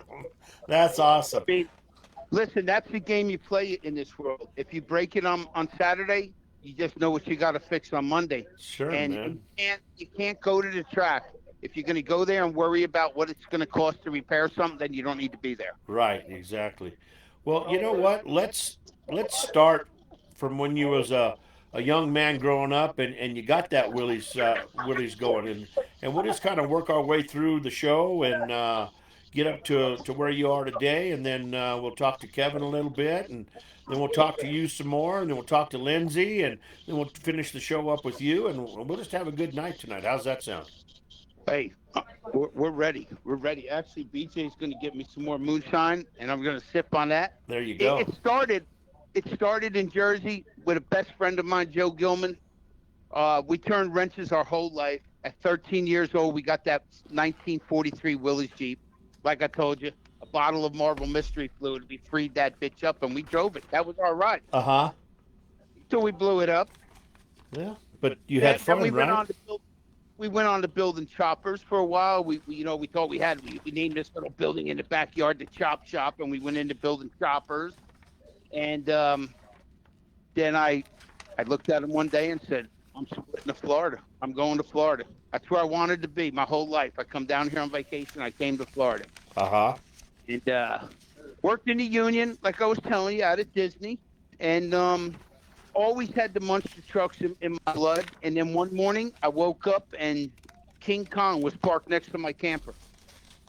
And I was like, what in the hell is going on? You know, I had a Blazer with a little lift kit. And we went out there, and Jeff was like, listen, I need diodes for my hydraulic system, and I know where to take me. And I went to work for him until he left Florida, and it's been in my blood ever since. Well, I mean, you ran into one of the best at the time, man. I mean, why wouldn't you want to jump into the business? Dude, it was, and I talk to Jeff to this day, and I don't know if he realizes it. I hope he's listening right now. But what he did to me when I was 18 and 19 working with him, Uh-huh. I was only selling T-shirts for him. I wasn't driving or nothing. I was a young guy. I was polishing wheels. That's when we didn't even have chrome wheels, Right. And it's never left my blood system. Actually, a month or two ago, we were talking on text, and he goes, how do you still do it, Bob? I'm 68. I think he said he was 68. He goes, you're 63. How do you still do it? And honestly, Roller, that's why I'm getting out of the gig. It is so much work. I worked on these trucks since last Friday night to make sure that Kevin and BJ had a badass ride. Uh-huh. And like I said, I credit everything that's in my backyard and everything I'm doing right now to Jeff. I mean, he put the mojo in me, and it ain't never left. Well, that's not a bad thing to have, man. I mean, what a great guy to work underneath and to learn from. I never have met him in my life. I know about him, but never have worked underneath him. I worked with a guy that drove a truck that was from his, but he had the permission to use the name and stuff. His name was Rex Smith. And Rex drove King Kong forever, and we did a lot of shows with him and stuff. But so you buy this old Jeep, and you get it running. I mean, how long did you guys have it running for? Did you get it just for the day, or was it running for a few weeks, or what was the deal? Joe's dad brought home a big battery. We cranked that thing up. We drove that thing around for a couple weeks. And then we were young. We were young and stupid, and the motor was tapping. And I'm like, go faster. We'll figure out where the tapping's coming from. We didn't realize that the oil pressure line had fallen off of it. Oh, shit. And we seized up the motor. Wow. So being hustlers like we were the kind, we were always scrapping, collecting cans. We scrapped the Jeep, I don't know. We probably got $50 for it back then. Right. But But that you was had big money at that time. Sure Then we it was. opened up the chop shop in Joe's backyard. Wow. You guys probably had $1,000 worth of fun with it, though. It was pink. We found it in a guy's front yard. It had flowers in it, and we brought that thing home and we rebuilt it from the ground up. Wow. We just didn't realize that when the valves tap like that, you better stop because something's wrong. Right. Well, you don't know that when you're young. You don't know that at all, And I mean, it's a painful lesson, but wouldn't it be nice to still have that Jeep today? Oh man, are you kidding me? It'd be nice to have that brand new '78 Chevrolet, my Z28, my dad bought me. If I knew what I knew today and I would have had all those things put in storage. Yeah, exactly, man. That's the truth. Good years and stuff like that. So, after the Jeep and stuff, and you guys got into the chop shop and stuff, what else did you progress into? Dude, that's all we did. We went to school. My dad thought I was going into carpentry school. I signed up for diesel mechanics. I got in trouble for that. Me and Joe turned wrenches till the day we parted, and then he moved down. We started building street rods. Built a 23 T bucket. We did a 28 sedan. Everything we had to chop the roof on and put Jaguar rears in it. I mean, if you saw my backyard right now, there's a dragster that I'm working on. I mean, there's a little bit of everything back here. My wife is like, you bring another project in the driveway, you're going to be sleeping in it. And that's what I want to do. If the deal truly goes down tomorrow, Right. told me to bring the titles, that's what I'm going to do. I'm going to shrink the backyard. I'm going to get my life together. Not that it's apart, but I'm consumed with the trucks. Sure. I get up in the morning and I walk out back and work on trucks all day. Right. I come in, I take a break. I got diabetes, so we take a break during the day, but my whole life is consumed with working in the backyard on trucks. Right. It's like, how much money do I got to spend on this one this week? What I got parts coming in for that one, so I'm waiting on parts on this one, so I'll work on that. That's how it's been. Wow. If my wife ever sold the stuff that I have for what I told her I got in it, if she really knew what I really had in it, I'd probably be in a lot of trouble, and I might just be in a lot of trouble right now. Because you're spilling some beans that you shouldn't be spilling. It's just I've always, I told you I dropped out at 10th grade. I got a lot of street smarts, a lot of common sense, and if I get something in my mind, I go in that shop and I build it. Right. Well, that's good. I mean, that's good to have that knowledge, because then you don't have to have people doing the job for you and paying them to do it, and it just hones in on your skills, right? Man, I'm an old stick welder, and all these guys say, of course I got a MIG welder out in the shop now, and I'm like, listen, guys, I know my stick welder's a stronger weld, and you guys want me to play with this MIG welder. Man, that's just the way I grew up. You give me a cut torch and a stick welder, and I'm if I got a pile of scrap, I'm building something. Sure, guaranteed, man. So, what's this dragster? Talk to me about this dragster, dude. Buddy from where I grew up, Joe Gilman, calls me one day. He said, "Hey, I'm coming down, and I think he's picked up 3 vehicles since in the last 2 years from me. He comes down." He goes, "I'm bringing you a cut-down 9-inch Ford." I said, "Man, I never had one of them. I have a bread truck. Man, maybe I'll put a Pro Street rear in the back of the bread truck and make a burnout truck out of it." And I just got it. It's a project. It's something you go out, when you come home from work in the afternoon and you look at it and you vision something. I don't know if I want to do a rear engine drive and sit in front of the motor. I don't know if I want to sit behind the motor, in front of the motor. It's just another project. Right. And Well, I'll send you a text as it progresses. Right now, it's not on the top of the list to work on. Well, everything in its place is what it's all about, man. And it'll happen someday. When it happens, it happens. I mean, I got plenty of projects out in my shop right now that need to be done, but when they get done, they get done, and it'll be done the way I Yep. want it done. I've been working on a Captain America bike, like Easy Rider, for forever, and it's sitting in my shop on the table, and it's just sitting there. And it when I get it done, I get it done. That's all there is Yep. to it. That's what it's all No, and about. then we moved on. And when I married Lisa, I mean, we built a badass house, and I got a big shop in the backyard. And this is also the girl has really known. I mean, 39 years. We've been through a lot, but everything pretty much went around the monster trucks of my life. I mean, it kind of sounds selfish, but it's just the way my whole life has been. Well, And honestly, to have BJ and Kevin here driving my stuff this weekend, man, dude, I can't believe that when I asked these guys to come up and drive, they were like, "We're on." I said, "I'm honored to ask you and have you," and they're like, "Man, we're honored to drive." wow, that's cool though. And you got two of the best, man. You didn't get no slouches. I'll guarantee you that right now.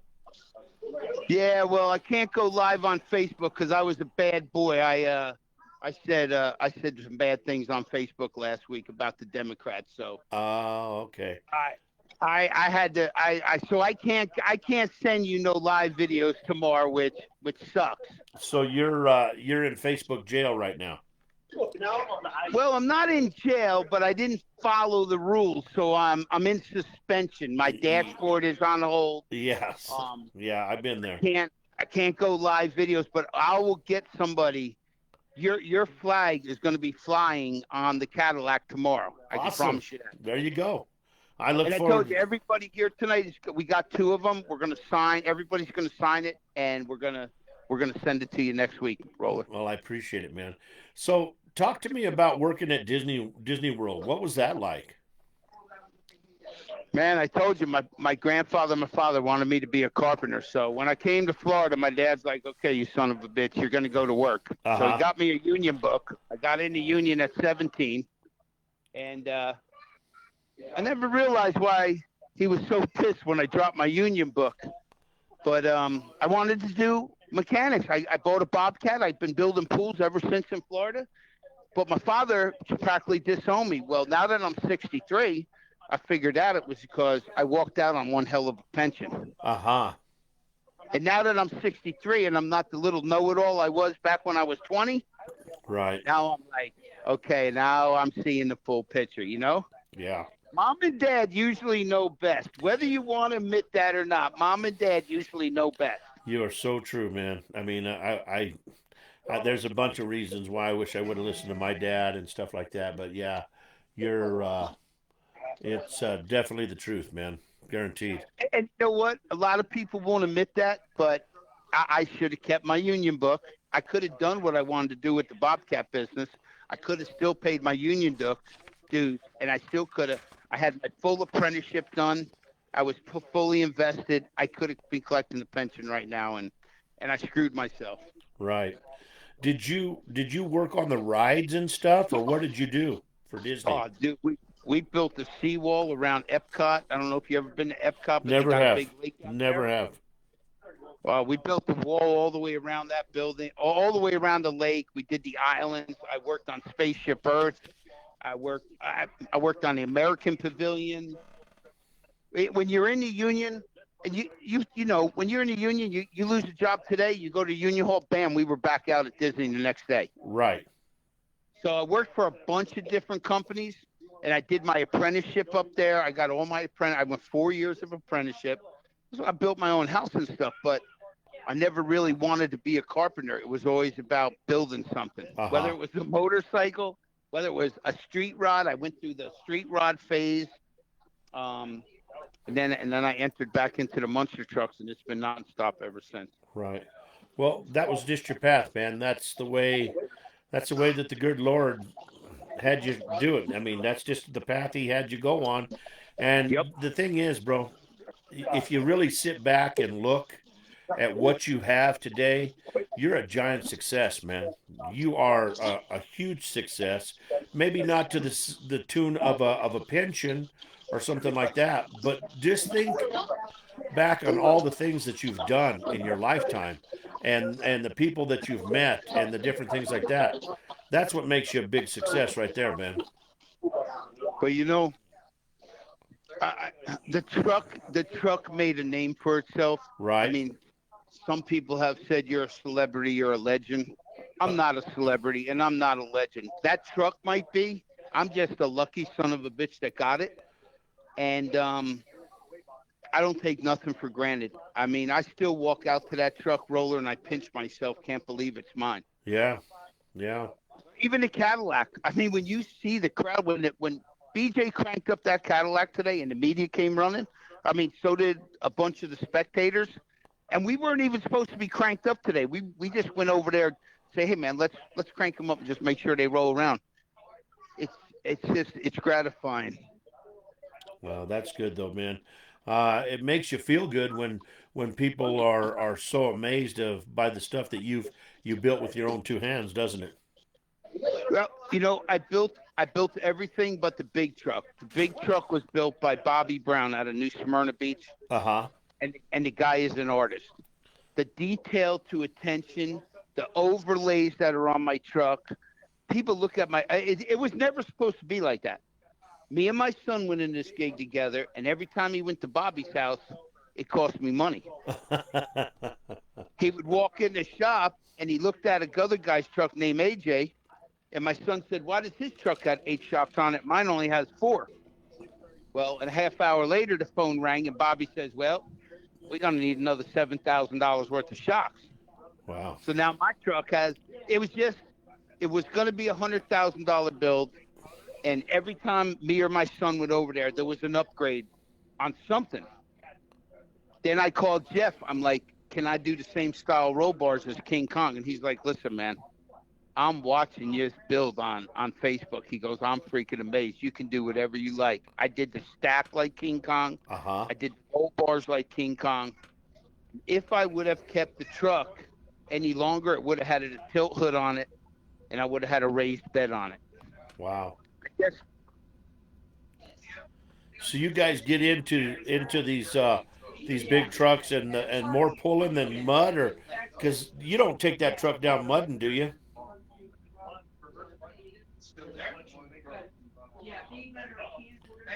Robert? Hello? Hello? Did I lose Robert? Yo, There you are. roller. Yeah. Hey. Hello? No, I got you. All right. Yep, here. Hey, man, we lost you. Okay, well, we're back now. We're good.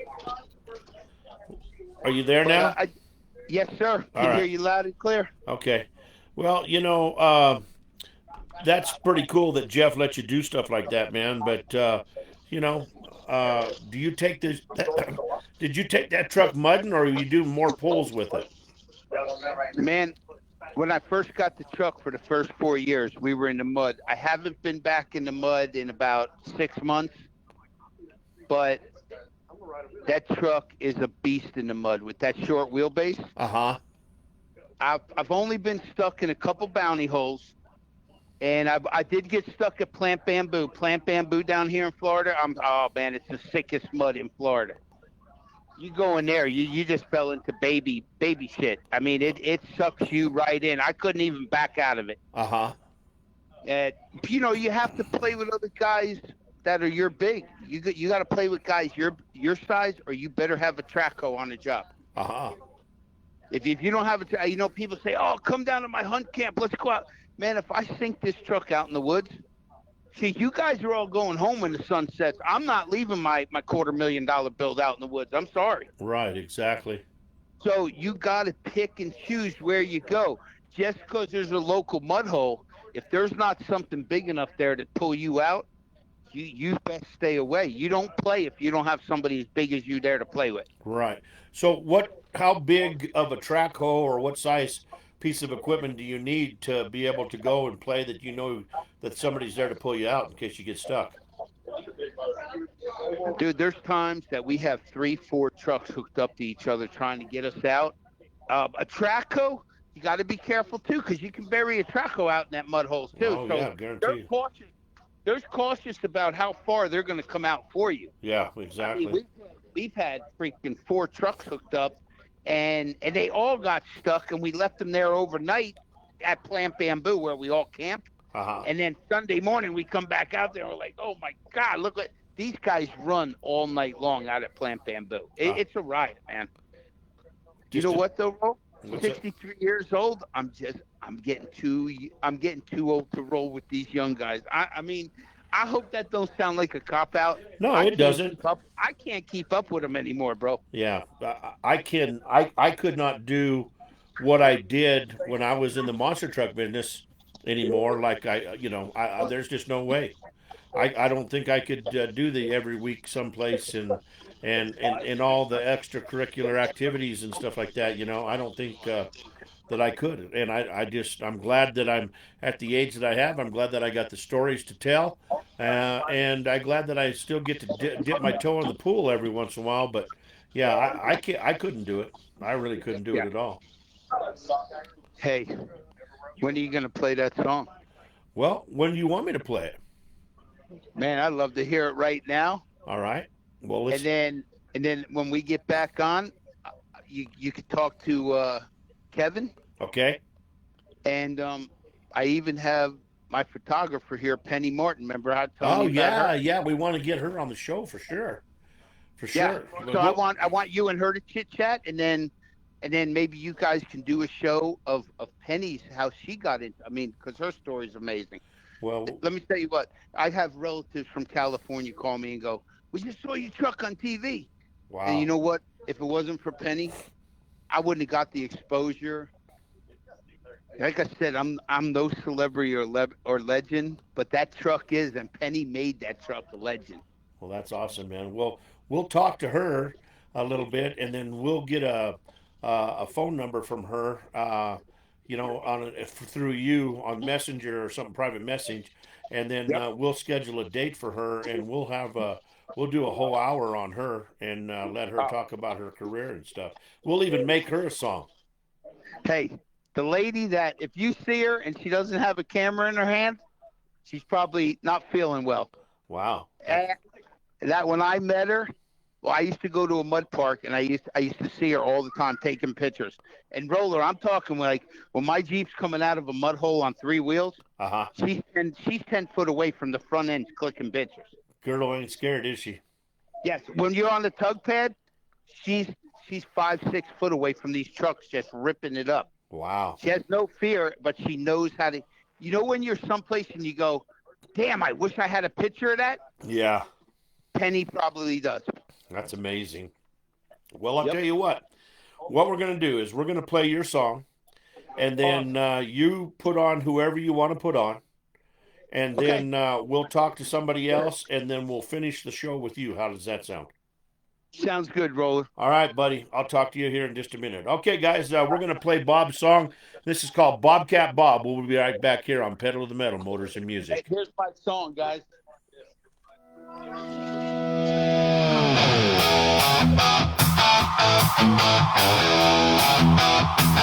Bobcat Bob.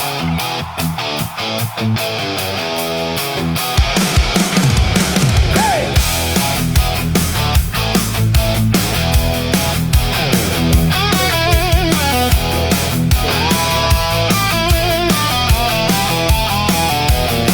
Born in 63 in Silverton town, New Jersey kid with engines on his mind. By 12 years old, he was turning wrenches, mini bikes racing down the county line. At 13, Joe Gilman by his side, a 43 Willys became their ride. Marble mystery fluid brought it back to life. They drove that Jeep till it finally died. He's Bobcat Bob, born for the grind. Big wheels turning in a hard rock mine. From Jersey dirt to the Florida sun, he built his life one job at a time. Yeah, Bobcat Bob never backed down, built it from the ground.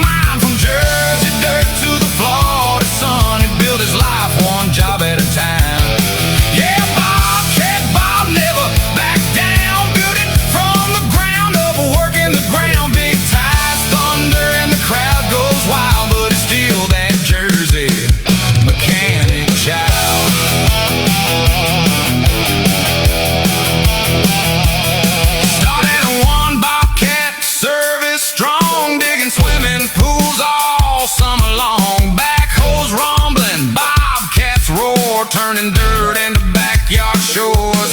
Then one night King Kong rode in sight, needed parts, so Bob stepped in. Jeff Dane said, "Do you wanna work? That's where the monster life begins." It's Bobcat Bob, born for the grind, big wheels turning in a hard rock mine. From Jersey dirt to the Florida sun, he built his life one job at a time. Yeah, Bobcat Bob never backed down, built it from the ground up, working the ground. Big tires, thunder, and the crowd goes wild, but it's still that Jersey mechanic child.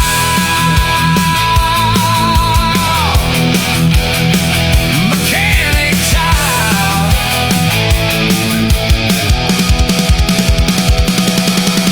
Years roll by building big rides, four-wheeling mud and monster pride. Bought a 2001 Chevy one day from a friend who had passed away.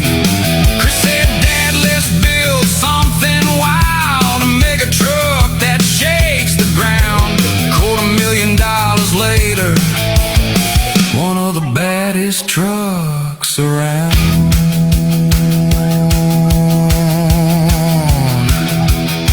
Then came a week that almost took him down. Open heart surgery in a hospital gown. The tough men fight when there's work to do, and Bob came back stronger than new. Now the best part of life has come around. Little footsteps running through the yard. Two grandsons laughing loud and proud. Two granddaughters with hearts so large. Every weekend the same old line. Gramps, when we gonna ride that ride? Gramps, when we gonna fire it up? Gramps, when we gonna work on the truck? He's Bobcat Bob, still on the grind. Big wheels turning in a rock hard mine. From silver and dirt to the Florida sun, he built his life one job at a time. With Lisa beside him and family strong, four little grandkids singing along. Yeah, life's been good and the road rolls on for Bobcat Bob, still getting it done.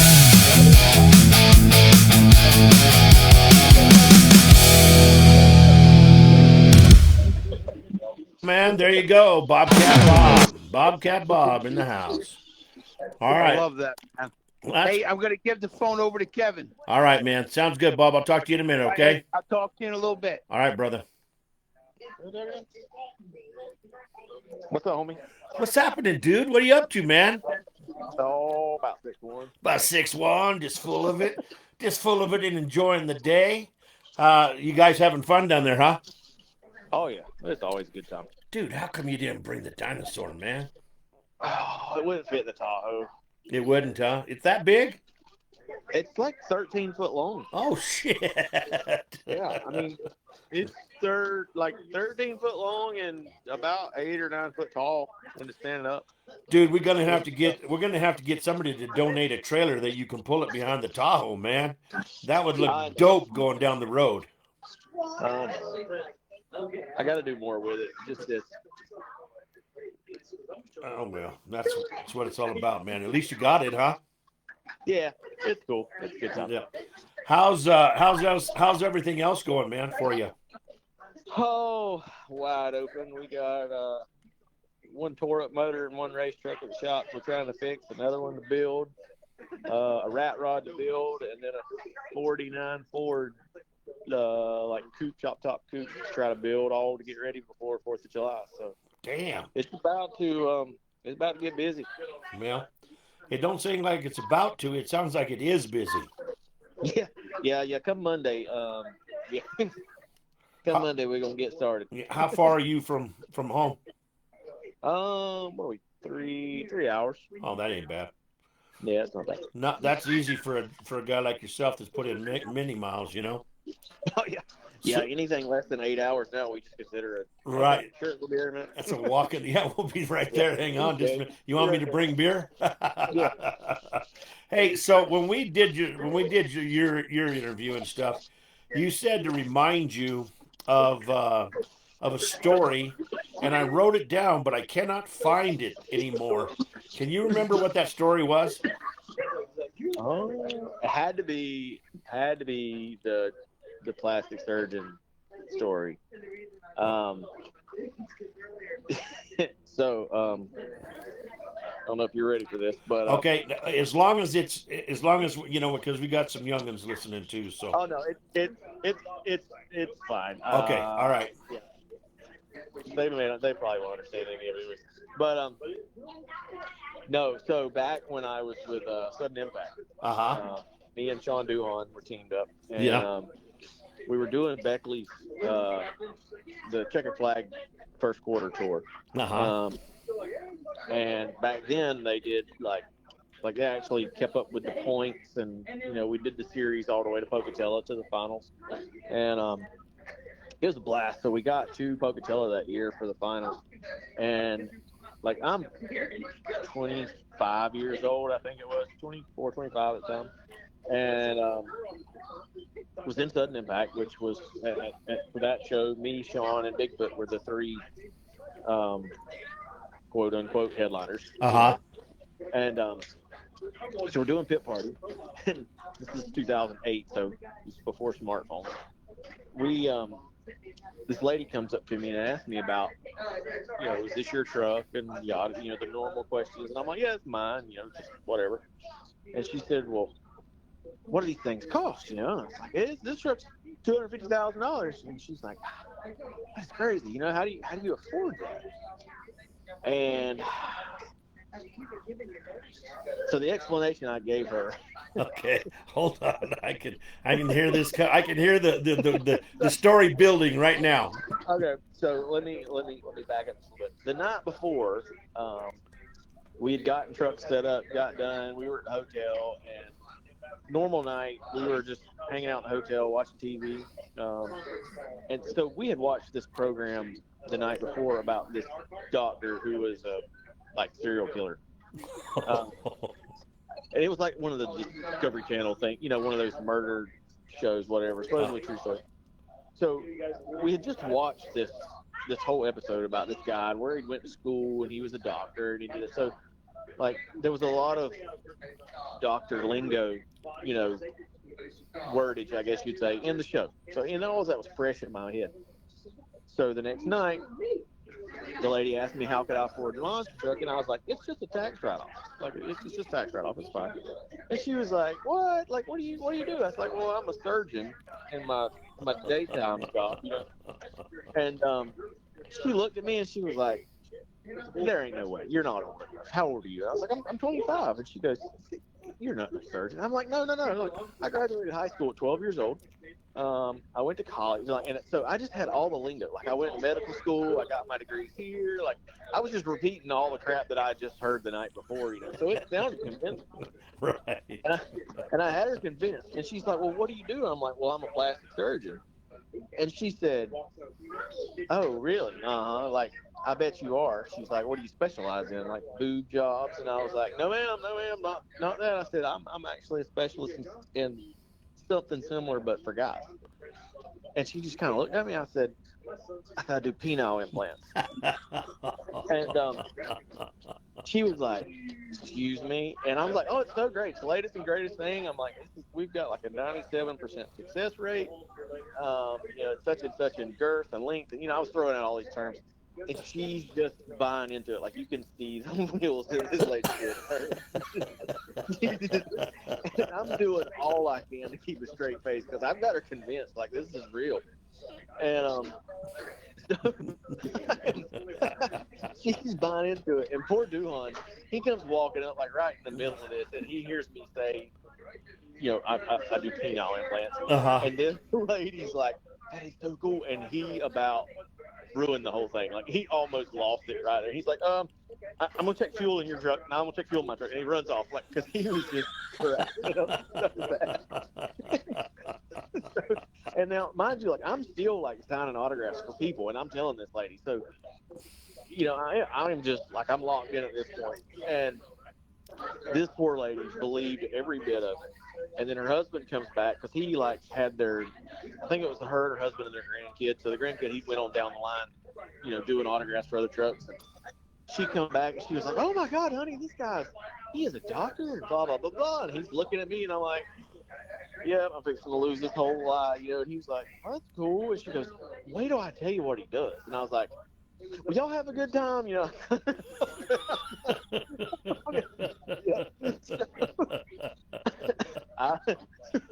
we left that just like that, and thank God she wasn't able to like pick up her smartphone, right away and Google me and call me on my line. But so yeah, she was convinced that I was a 25-year-old medical prodigy that did penile implants. And Yours probably still being talked about to this day. oh my God, I have had so much fun with that story. I tried to do it to a security guard in South Carolina one night, and I had her going, but I couldn't keep a straight face, and I cracked and started laughing and just ruined the whole thing. But it was so much fun. Dude, how could you not crack up, man? I mean, especially when you got them like a big old fish on the line and they're hooked and they're just believing everything you're saying, man. Well, and that, it would have never worked if I hadn't have just watched that show the night before. So, like, I had all the right wordage. I had all the school, like, it was fresh.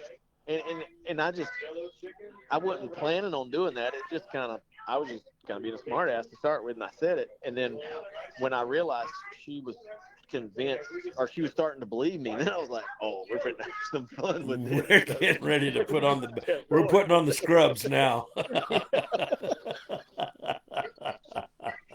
See, that's what makes the monster truck business fun. I mean, it's fun to doing the shows and all that, but it's all the stuff, the extracurricular stuff that happens during the autograph party, after the shows and stuff like that makes it the funnest, man, because there's some great stories out there. Oh God, we've had I love fans for the fact that some of our fans, we joke, we call them super fans, and they can tell you more about me than I can. Boy, that ain't no joke. And then, we have fans that it's their first time at a show, and you can genuinely see the excitement. You can see that they've just had like the coolest time. So it makes you feel like, all right, I did my job. Like, that was a good night. We made an impression. Yeah. And then some people, like, I've always been very, very quick-witted and very smart aleck. That just runs in my family. And so I will make comments to people, or they'll ask questions, and I'll give them a bullshit answer. And sometimes they laugh, and sometimes people like really believe it, and they think, and when they do, if you can keep it going and keep a straight face, like, we've had so much fun over the years, just screwing with fans. And you normally, like, you get to a point where the joke comes out, you laugh, and everybody has a good time, and it makes a memory. But every now and then you get one that you just can't you can't let it slide, and you just roll with it. And, we had a lady one night at a racetrack that asked us, how do y'all get the trucks here? These things are, they're huge. And I'm like, well, the semis you can see them out in the infield. And I said, they go in those trailers right there. And the lady said, no, they don't. She's like, this truck is way too big to fit in that semi trailer. I'm like, no. I'm like, it works. I said, it goes right in. She said, how? I was like, well, I'm like, you know how a camper has like slide outs on it? She's like, yeah. I said, well, the trailers are the same way. I said, the trailers, we pull up. I said, you see that box inside the dash or inside the top of the truck? And I was pointing at the kill radio box. Uh-huh. And she was like, yep. I said, so you see the little knobs and the buttons on the kill radio? She's like, yeah. I said, so it works like a garage door. Like, I said, we pull up behind the trailer and hit the button. I said, the walls slide out 3 feet on each side. You pull the truck in, and then when the walls slide back in, they just squish the tires down, because they're just full of air. They squish them down and it holds the truck in place, and we keep on going. Oh. She was like, that's so cool. I'm like, it's pretty neat. Like, it's pretty cool. I said, other than that, we'd have to move these heavy tires. You can't take these tires off. I'm like, they're just too heavy. She's like, oh, I thought about that. And I'm like, poor lady walked off. Never told her any different. My God. And do you think she goes home and says, I learned how a monster truck really gets transported? And people just look at her like, wow. The best part of that, Frank, that was my very first year when I told that to that lady, and I was in Billings, Montana, And one of my biggest heroes in the industry, who we lost last year, Dan Runty, was Yep. standing next to me, parked next to me, and Dan heard it because we were kind of side by side doing pit party stuff, and Dan heard part of it, like he was just kind of, right there in the vicinity, and he heard it. And she walked off, and he walked up to me, and he said, "What the hell did you just tell that lady?" And I told him, he said, you really did tell her that, didn't you? I'm like, yeah. And he goes, he just looked at me and he was like, I knew I liked you. And that was, it made my night right there because I was like, Of course. Dan's approval on this one, But he just had that little giggle and he just laughed and he was like, yeah, I know I liked you, That's some funny stuff, man. We have one of our listeners on here, and I don't think she heard the show of your of the very first one you did with us, man. And she wants to know what the dinosaur story is about. Oh, okay. So, for the new listeners, I have this dinosaur costume. It's massive. Like, I stand up inside of it. So the dinosaur legs are my legs, and then I'm standing inside of it, and I control the head and the mouth and all that from inside. It has controls inside, and I have a little bitty camera. It comes out the neck of the dinosaur. It's T-Rex. And then I watch a screen on the inside. So I do birthdays and different things with it. Like it's a lot of fun, but it's huge. So it was a hurricane 2 years ago. Yeah. So 2 years ago, we had a bad hurricane. It hit home. And I am like hurricane central at my house. So whenever Florida has hurricanes, BJ, Lindsey, and Big A, and all a lot of other, ex-monster truck guys and all them that live down there, they all evacuate Florida and they come to my house. So I'm like Rescue Central. Right. Well, the hurricane a couple years ago actually hit our house. So, like, when they all evacuated, we were out of power and everything, too, because we had just got hit pretty hard. But we were getting power back on. So, BJ and those guys came up. Well, BJ had brought one of his friends, a coworker with him named Rito.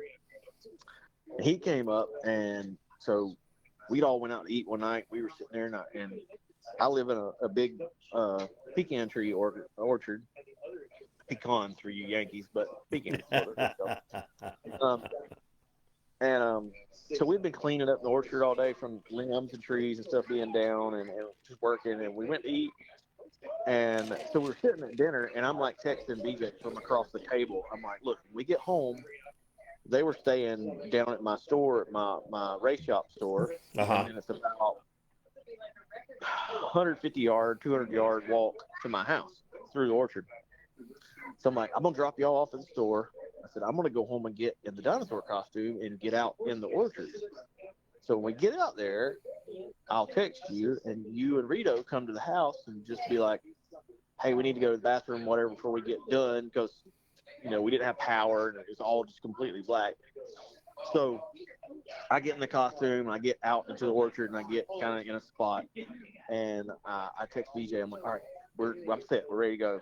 And so they've got one flashlight, and he tells Rito, like, come on, dude, let's run up Kevin's while, before they leave, because we were leaving to go stay at somewhere else where it had power. He's like, let's run up there, and I'm going to use the bathroom and just that kind of cleaned up because we had water up there at the house, but we didn't have it at the store. He said, then we'll call it a night. So Rito's like, that's fine. Let's, whatever.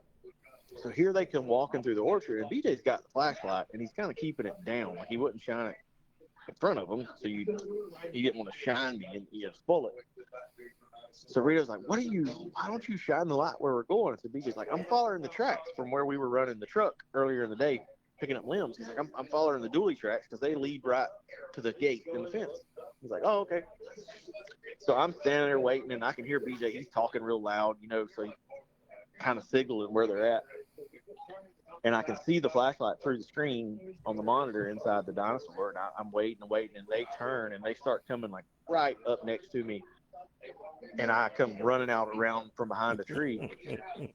And it's got a really loud roar when you open the mouth and make the sounds. Like it's cool. So I come out like roaring, and BJ shines the light up. He's like, "Holy shit, what is that?" And poor Rito, like,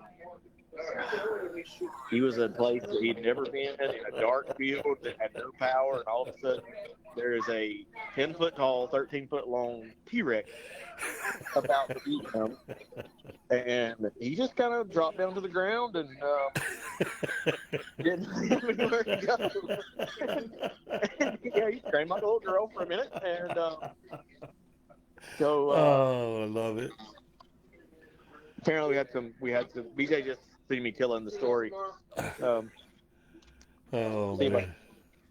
But yeah, so he we broke him in real good. So Oh, yeah, guarantees you did. Well, Carter, that's the dinosaur story if you didn't hear it right. So that's the dinosaur story. But yeah, man, that's some funny stuff, dude. I'd like to see that. I'd like to have been there to see that one too. But can't be everywhere, right? yeah, that's how it works. But so what? I know you got a bunch of stuff going on at the shop and stuff, but you got any driving? Anybody's asked you to do any driving for them or anything? I think I'm going to go. As far as I think I'm going over to New Mexico for Beckley for Ed next month to help him do a show. I'm not driving. I'm just going to do some dirt work and hang out. Just catch up with some old. It's an excuse for me to go see some guys that I hadn't seen in a while. So Sure. and go and hang out and do some dirt work, run the floor, and then I'm waiting. I'm sure we'll be back in Australia this year, sometime soon. I spoke with the guys down there not long ago, and they were putting some stuff together. So I'll know more about that soon. But I've had so much going on in the shop and trying to get stuff done. I'd like to go do some driving, but if not, I'm busy. Like I'm cool. Right. So have you heard from Fluffy at all since you quit driving for him, or does he get a hold of you? No, we touch base every now and then. I talked to Gabe. I guess it was end of the year last year. Maybe between the holidays, just some small chit chat. His business manager, which was the guy that I'd mainly dealt with in the beginning, early on, until I'd actually got to sit down with Gabe and we started communicating. I talk to him all the time, or not all the time, but we keep up. So they just, the way everything went down last year, and then from August to January building trucks last year and trying to get everything caught up with just the nightmare of a year we had last year, and then getting this year just starting to get some normalcy and getting things caught up. I haven't really done, this is the first excuse me, being down here is the first like event I've done of any kind, and since I don't know, almost 2 years ago.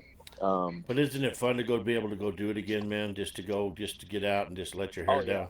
It's just when Bob asked me about this, he's like, "Why don't you come down and run the Jeep?" He's like, "I just talked to BJ, and he's gonna drive the Cadillac." He's like, "I need somebody to drive the Jeep, and I want you to come." And I was like, "Sure." Like, what are we doing? Like, that was already committed before I even knew. Like, you already had your fire suit packed and ready to go. I'm ready. What am I doing? Actually? So today, when we got there today, we walked around and checked out. There's a couple trucks that I'd already knew, like street truck builds that have been done that I knew were going to be here, and I'm like, all right, there's this truck and this truck I'm going to look at first. I don't even care about the big trucks right now. I want to go see them because they're just beautiful. And then we got there in the back and we got around the Cadillac and Bob's truck I've seen several times. I watched Bobby when he was building it. I followed along with the build, and I've seen it down at Iron Horse a couple times, and it's awesome. Those trucks are just big. I mean, it's hard to describe unless you're standing next to one of those 35.5 trucks. Like, they're just massive. Yeah, BJ was telling me how massive they really are, comparison, and damn, that is a big truck. Yeah, and then like I built a Hummer a couple years ago. I built my H2, and it had 28 Ls on it, which are the same size height-wise as a monster truck tire. They're just, not as wide. They got a bigger cleat, but they're the same size tire, Uh-huh. or same height-wise. And then, so my Hummer set about like a ride truck would sit. Like it kind of cleared the tires, and so height-wise, it felt the same as driving my ride truck, my excursion ride truck. Right. But to pull up next to like Bob's truck and AJ and Bobby and them, like you pull up next to them and you just get out on the tire and you look up like, wow, there's the top of it way up there. Like they're just huge. Wow. That I'd have to see Yeah, when. yeah, it's like riding around Bigfoot 5. That's Yeah, really that's what it's like. There you go, man. Now that gives it all perspective right there. Yeah, it's probably like Bob's truck is. I would say it's probably maybe a foot shorter than Bigfoot 5. Wow. Like really, truly, it's right there. That's crazy, man. That's crazy. So maybe over to Australia then, huh? Yeah, I'm sure we'll be back in Australia. Those guys they're pretty awesome down there. So I was actually told this week they got some new surprises stuff coming. So I'm kind of waiting on the call myself to see what's going on. Oh, that'll be fun, man. That ought to be a lot of fun for sure. And then you got your big party coming up on the 4th, isn't it? On the 4th? Yeah, 4th of July every year we got the wildest party in the country. It's cool. I should be announcing my monster trucks for it here pretty soon. I've got one booked, I think, for sure, and then I'm trying to get another one locked in. I like to have at least 2 there, so sure.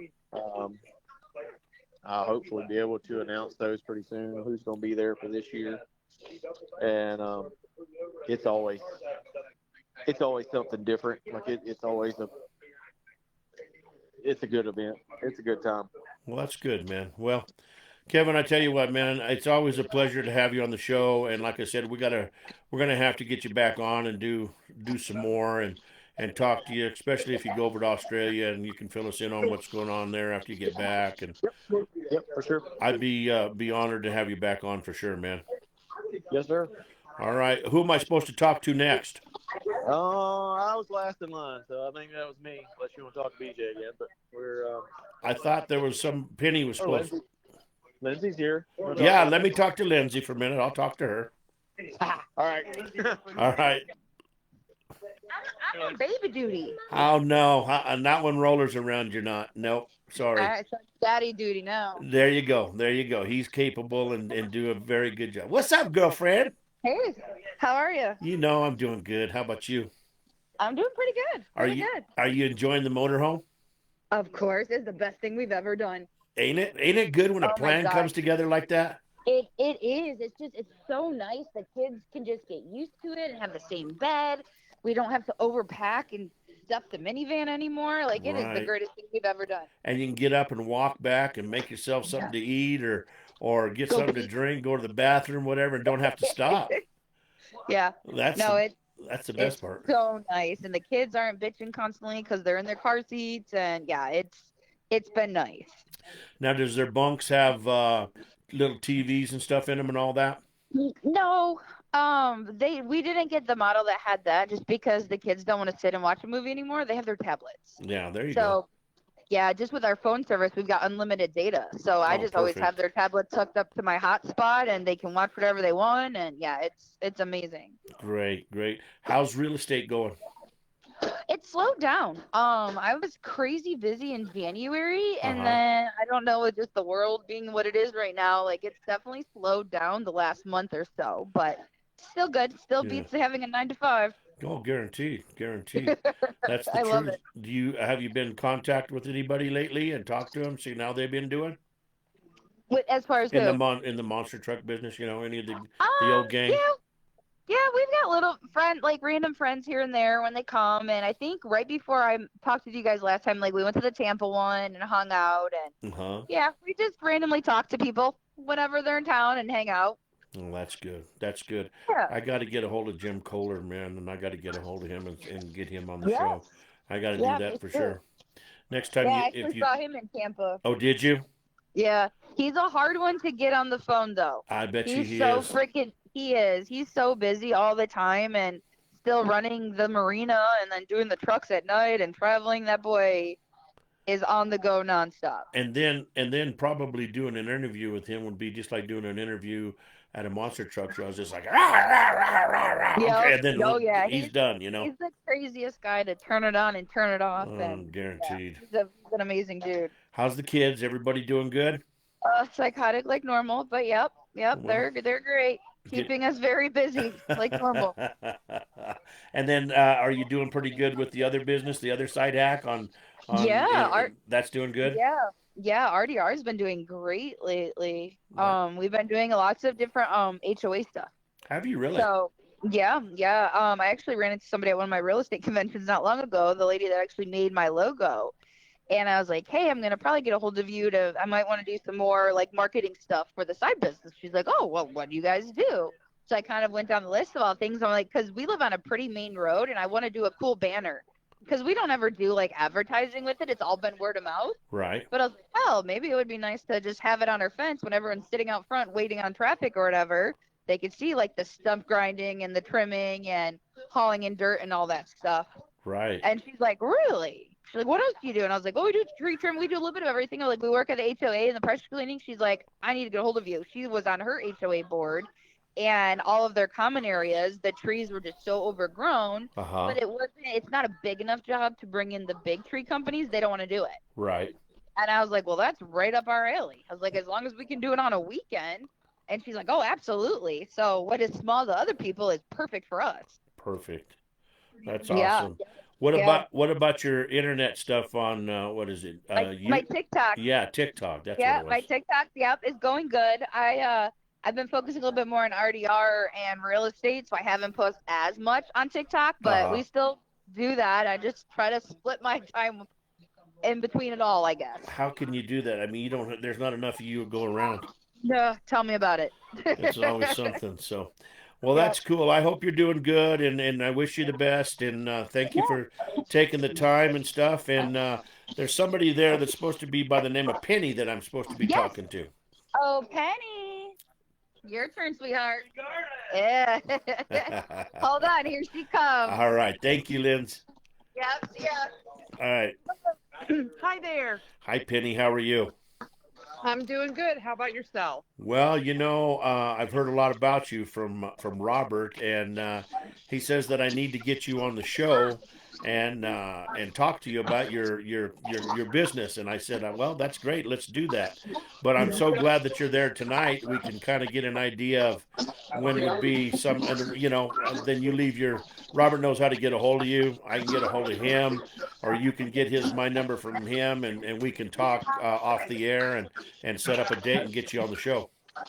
Yeah, sure. Yeah, I would like to do that. Yep. Oh, we can definitely set that up. Yep. I'll get the number from Bob after the fact, and yeah. Yeah, we'll set something up. My April's all full. Of course, April's almost over with, and May's starting to get full too. But we can figure out a time, and we're every Sunday, every Wednesday, and this is just kind of a special one on Friday for Robert. So Yeah. that's what okay. it is. Yep. So No problem. So Yeah.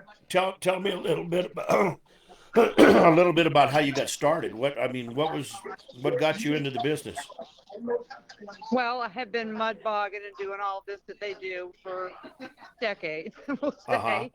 So I started young, and we always lived out in the rural area, so we had plenty of room to take trucks and four-wheelers and whatnot. So over the time, so then my kids come along and they want to do the same thing, and so then the kids come and they grow up and move on and graduate and get married and so forth. Well, I'm still mud bogging, so my husband then builds this Lime Time swamp buggy.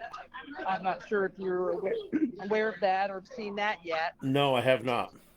Okay, so that kind of what really boosted it. So we went from, riding four-wheelers to side-by-sides, and then bigger trucks, and then monster trucks. So it just evolved over time, but it was kind of around just growing up, and then the kids growing up. And again, we lived on a lot of land, and so that's what you did. We lived in a small town. You went to the movies or you went bowling. That's all there was to do. So you grew up outside in your tree fort and rode your bikes on the hills and things like that. So that's how it started. And so I'm still doing all this. And then but I also do pictures. I love to take pictures, and I've always had a camera. My mother had a passion for it. My daughter's actually a big wedding photographer down in Key West. She does the same thing. So I decided one day, I don't know, 10 or 12 years ago, why don't I start videotaping and taking pictures out here at the mud events or the mud holes and all this, because why not have these memories? I take pictures of everything else, but I never took pictures out there. I guess I didn't want my camera to get dirty or whatever. I don't know. So anyway, so I start doing that, and then I'm like, well, who's going to watch this stuff, So, well, YouTube has a platform, and Facebook and so forth. Sure. So anyways, that's what it evolved into, because again, it's like, you capture all this, but then who's going to watch it? So, and then of course, I don't even know that they have, the different programs that they have, and you got reels and long videos and so forth and so on. So I explored and expanded, I guess we'll say, with all that. So anyways, if you like muddy motorsports and have a need for speed like me, I would encourage you to follow me on my YouTube Facebook or my YouTube channel. What is that? Getting Down and Dirty is my channel name, and you can also put in Penny Martin Photography, and I will pop up. And so I've been posting videos and going all these. So now, just to backtrack just a little bit, we're doing all this at home and around us and so forth. Well, a lot of the places the developers are starting to move in, the land's being sold, the fences are going up, so now there's no place to mud bog, so to say. And so now we learn that there's these organized events, Trucks Gone Wild and Zellwood and West Florida Off-Road have all these nice places where you can go. So we started doing that, and then that's where you meet all the wonderful people that are involved in all this, that have the like interests and the same goals, and it's a lot of, I call it teamwork going on out there. And so it's a great camaraderie of people with common interests. And it's about camping and cooking and mud bogging and telling stories and being at the campfire or whatever it is. There's good stuff, bad stuff. But generally speaking, it's always it's a good experience out. Right. But so that's how I met Bob. So I'm going to these, I call them organized events, because they are. There's somebody advertising, and there's EMS is there, and the whole 9 yards, versus just going out in the woods or the back property or whatever. And so that's where I met Bob, and we would just wave at each other. I'd pass his cans and stuff, and always had my camera in hand. And then over time, I guess we've been hanging out together since, I don't know, 2017. So how many years is that? Almost 9 years. Yeah. So, so then the K Haas came into the picture. Now, he's always had mud trucks, so there's always been plenty of excitement and an opportunity, adventures, I guess is the right word, with him and the different rides he's had. But, he definitely has the passion for this, and it's just fun to see these guys, this is what they do. This is their hobby. And a lot of people are like, why? It's like, well, why not? Why do you, what is your hobby? Sure. That's my first question. What do you do for fun? Yeah, knitting and crocheting. Right. And some people golf. Some people race boats. Some people ride horses. Yeah. Some people do whatever, underwater basket weaving. This is what we do. It's just something underwater different. basket. Yeah. So, and so that was part of getting into the photography business, is spreading the word and saying, hey, look what we do. So like even my designers and printers and different people that I work with, they're like, man, we never knew there was a life outside of, whatever city. And I'm like, yeah, there's a whole lot going on out there. Right. A lot of power, a lot of good people, a lot of good camaraderie. So it's just a lot of fun, and meet a lot of people. And so it's just keeps you going, Cool. Well, I understand that you are pretty well known for the unique shots that you get, the closeness and different things like that. Do you think that's what puts you a step ahead of all the other photographers out there because they're really not wanting to get as close to the action as you do? Yeah, I guess we could say that in a nutshell because yeah, and I come from believe it or not, I come from a wedding photography really is where I kind of start. I mean, I always did like sunsets and nature and things like that, barns and stuff. Then I got into like family portraits, but then I got into weddings. Uh-huh. So imagine a wedding, you're close up of rings and cakes and you know the whatever the doilies on the centerpiece table and stuff, you know. Yeah. So I had that right. So I have that that desire to want to get in close and crisp, you know. So Well, and I yeah, mean, no, it's my way of let my creative juices flow. right. So But I mean, you're taking it a step farther, Penny, than you're giving yourself credit for, because of the fact is the closeness that you're getting to this action shots of these mud trucks is actually a danger zone, and it can be. You got to be a photographer, and you also got to be watching at the same time, so you're not getting ran over, and that takes a special talent. I mean, not everybody and their brother can do that. I've seen photographers come to these monster truck shows, and they're like, "We need you to get closer to take better shots," and like, no, no, there's no way. I'm not going to get out right, there and do that. So, I mean, yeah. that you are taking your craft a step ahead, more than any of the other ones, because of just the great action shots that you get, from what I understand. Yeah, no, I would agree with that, but I have been around it enough that I understand like when Sure. things go wrong, where things are coming out. Mm-hmm. And if you'll notice it even in my shots, I'm always at the driver wheel or forward on a truck, no matter what's going on, Right. from whatever angle. I'm never up from a rear end where it's hooked, you know. Now in the mud, that's a different thing, but that's a whole other story too. But so nope, because I've seen the ropes break, I've seen the balls come off, I've seen the rear ends rip out from under and Oh everything yeah. flies. Guaranteed. My own husband, one of my first outings, we were at actually it was Auburndale Speedway a long time ago, and his drive shaft came apart, and it actually hit a person in the crowd because they're just gathered around with no barrier. Yeah. Didn't hurt him, didn't do any. He got a bruise, but it could have been worse. And that was my first like, whoa. And so I was like, never ever are you to the side of it or behind it where something could fly out. In addition to being in front of it, I have several close friends in their own yard where their throttle has stuck on their mud truck. They've run over their antique cars. They've run over their fences and stuff because they couldn't stop the truck. You never know when, right, they're pulling or they're racing or whatever, Yeah. and they're headed right at you. So I have to know exactly where to stand, where to be. I look for trees. I look for rocks. I look for the concrete, whatever. And I'm always close to those. No, primarily 80% of my time out there is being aware of my whereabouts. In the mud, it's worse because your footing, it's slippery and there's a rut you didn't see because you're trying to, look through the camera. So Right. right.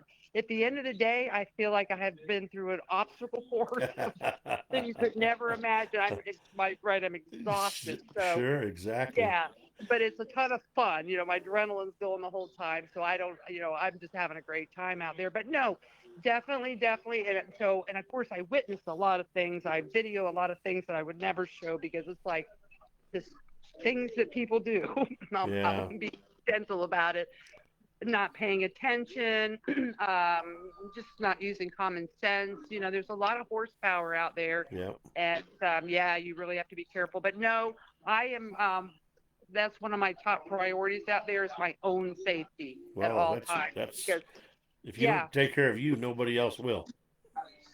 precisely, and I understand what it's like because we have the lime time. When you're on that, it's very hard to see. You can't stop on a dime. You can't turn very well. Like people, and that's the thing. A lot of people down underneath on those ATVs, they don't realize that it's it's like following a semi and cutting in front of it or something Yeah. and slamming on brakes. Like, whoa, you can't do that. Yeah. But they Guaranteed. don't understand. So right, so you have to look out, for yourself there Yeah. as well. But yeah. So yeah, there's a whole different aspects of this, but Sure. it's Yeah, it's what we do. Well, I don't want to get into everything you do because I No, definitely yeah, want to get you on the show and stuff. But can you yeah. tell I us got stories. one of your best shots that you've gotten that you think was one of your best money making shots? Oh yeah, well, right, Bob. I got a really cool one of him. It's from Perry, and he's coming out of the mud hole. Actually, the sun was coming up, and yeah, so he's just creeping out, and I'm down low. It looks like a beast coming out of the swamp. The mud, so he's coming out slow, but the mud is still, yeah. And Wow. it's one of my favorite shots of him because, of course, that's what he built that big thing for. He wanted to be able to go through the bounty holes and the deep mud holes and run the whole full course or whatever. Right. So And yeah. I don't know if you have anybody there that's watching the show on Facebook, but my cousin, they help me out with going to different websites and stuff and posting shots. But it's got one here. Is the name of your company Penny Shots Photography? Penny E. Martin Photography on Facebook. Okay, because I see one here of a lady, and it says Penny Shots Photography. No, That's not you. no, that wouldn't be me. No. Okay, all right. Penny E. Martin. Yeah, Penny Penny E. E. Martin Photography. Yeah, I had to put my middle initial in there because a year ago something went wrong. I'll say on Facebook, and I lost everything, so I had to restart from the Oh bottom. wow, that's too bad. I hear that's not. I don't like to hear them kind of stories, but you know what? Stuff happens, No. right? Yes, right, right. So I just popped back on and right. So yeah, and so we went to the Auburndale Speedway tonight, or I'm sorry, New Smyrna Speedway, and so I posted a video just a little bit before. If you go on my Facebook page, you'll see it's not little, it's a custom truck. But Bob was out there. The guys were out there running the truck. So I'll be posting one later. But yeah, so we're looking forward to a good weekend and a lot of fun tomorrow. Well, cool. Well, Penny, I look forward to talking to you. Please get my Yeah, number from uh, Robert, and I yeah, know that you have other things lined up. But when you get a chance, maybe we can sit down and put you in on a date, and then we can finish talking, and we'll even make yeah. a song for you. Okay, no, that would be fun. Yeah, no, I got some other good stories to tell you. You're Yeah. gonna hear about how Lime Time came to be, and my son builds mud trucks and stuff. So there's all kinds of good things to share. So I appreciate you chatting with me. And again, another shout out if you guys like Muddy Motorsports, check out my YouTube channel, Getting Down and Dirty. Perfect. We'll go ahead and I'm gonna look at that tomorrow and check it all out. So you have a Yep, nice night. Enjoy you yourself. as well. Be Who safe. would you like to speak to? Okay, I'm gonna pass you over. Okay. Regardless, Regardless. regardless, Dude, I'm telling you what, man, this has been fun. it's been good. I haven't had this much talent on the phone in a long time, man.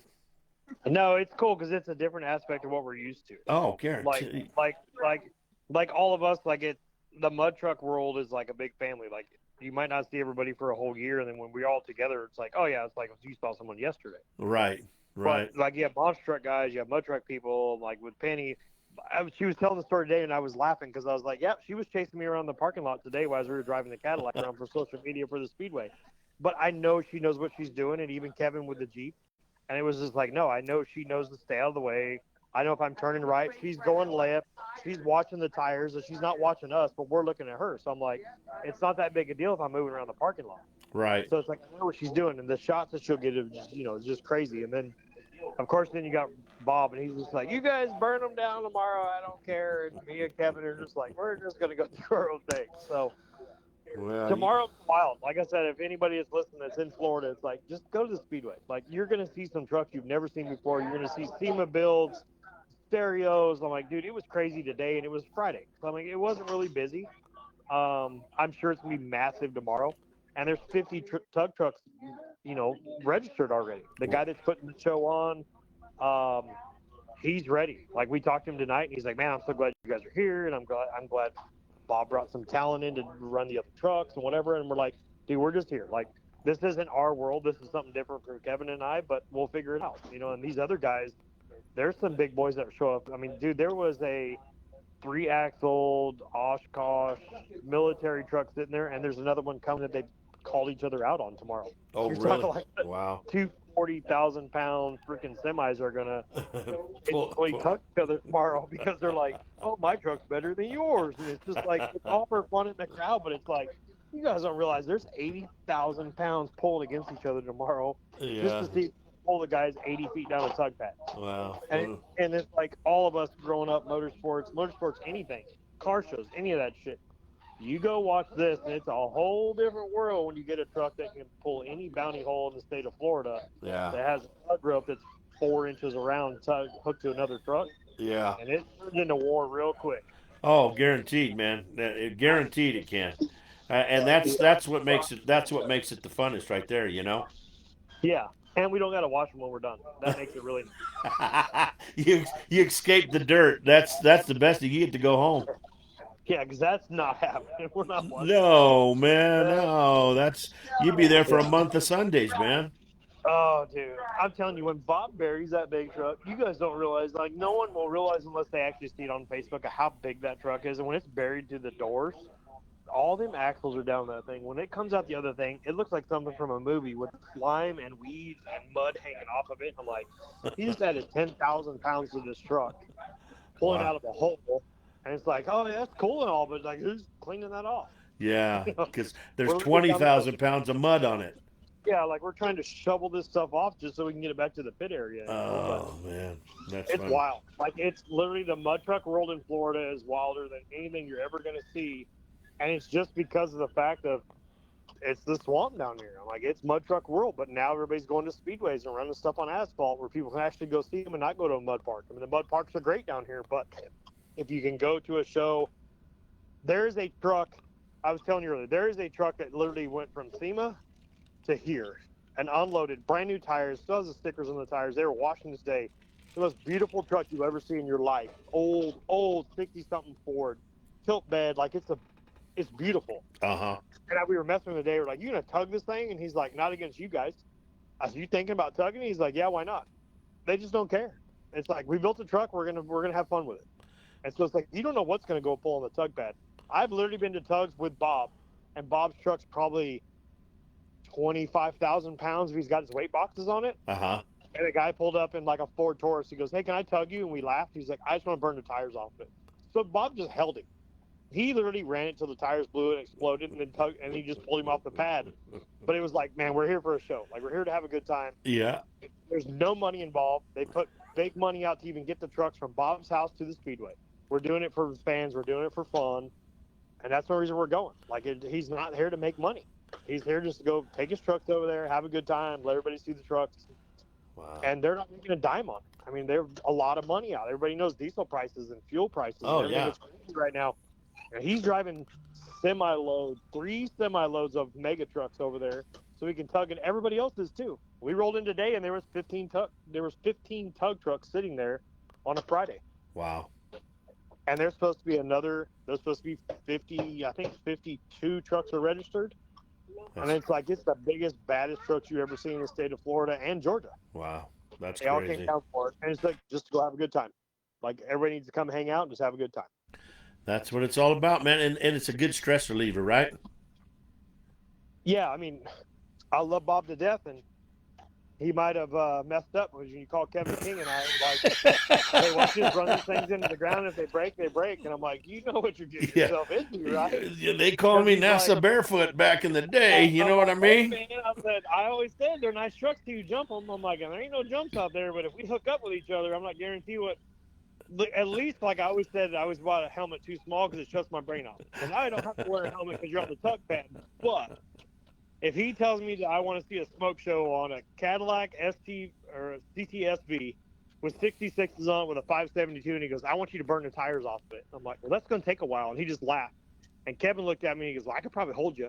I'm like, well, we'll see what happens tomorrow. Wow. Like, we're going to run until they break, and we're going to load them back up with a loader, and we're going to come back to Bob's house and eat oysters on the grill and clams like we did tonight and hang out, let everybody swim in the pool because the day will be over. But we had a great time doing it. Yeah. Well, make sure Lindsey gets some footage of that so I can see some footage of it, man.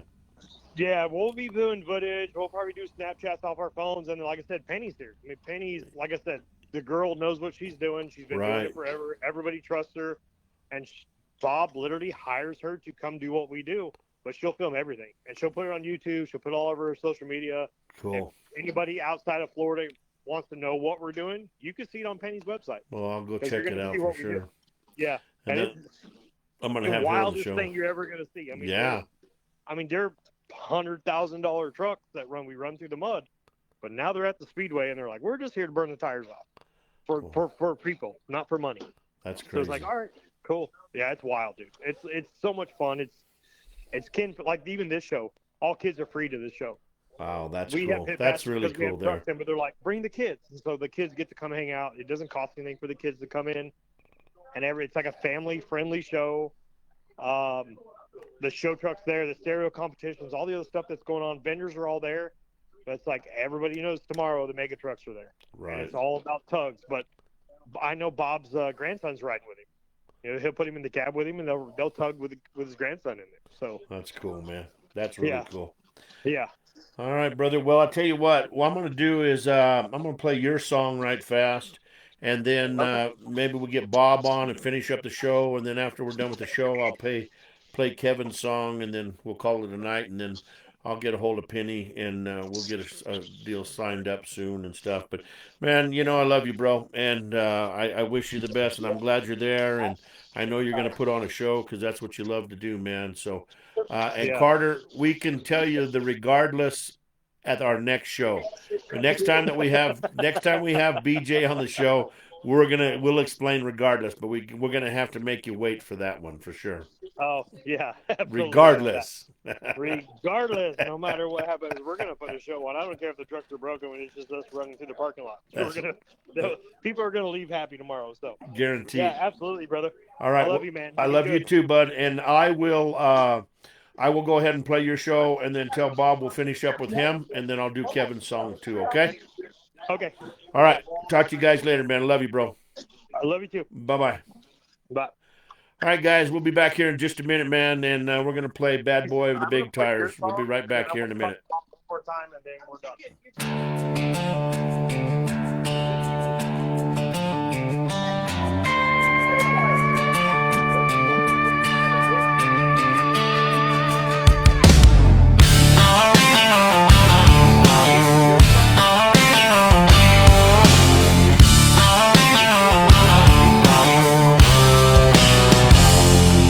Born January 8th, 76, Merced, California, wide open kid.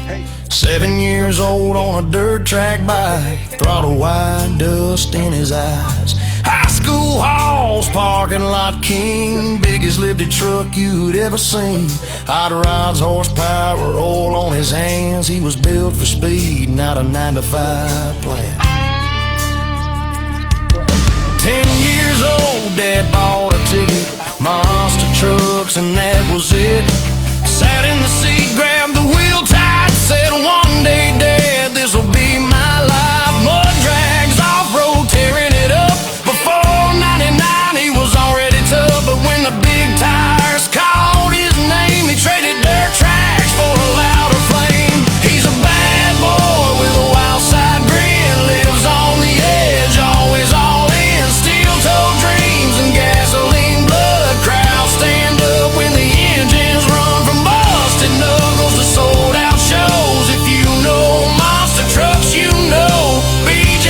Johnson. Stand back, son, bad boy of the big tires, born to run.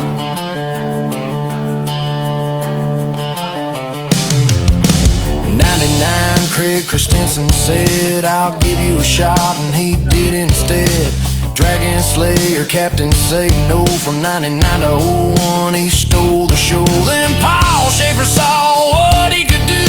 Barefoot Monster Patrol, he flew. Frankenstein, Boogie Van, one by one. Every truck Paul had, BJ drove them hard and done. Barefoot, blue body, 1990. BJ was first, yeah, that's no lie. 04 came, Bigfoot called. He said, no thanks, Idaho Hall. Anderson shattered full sin. They put roots down and never left then. Don Frankie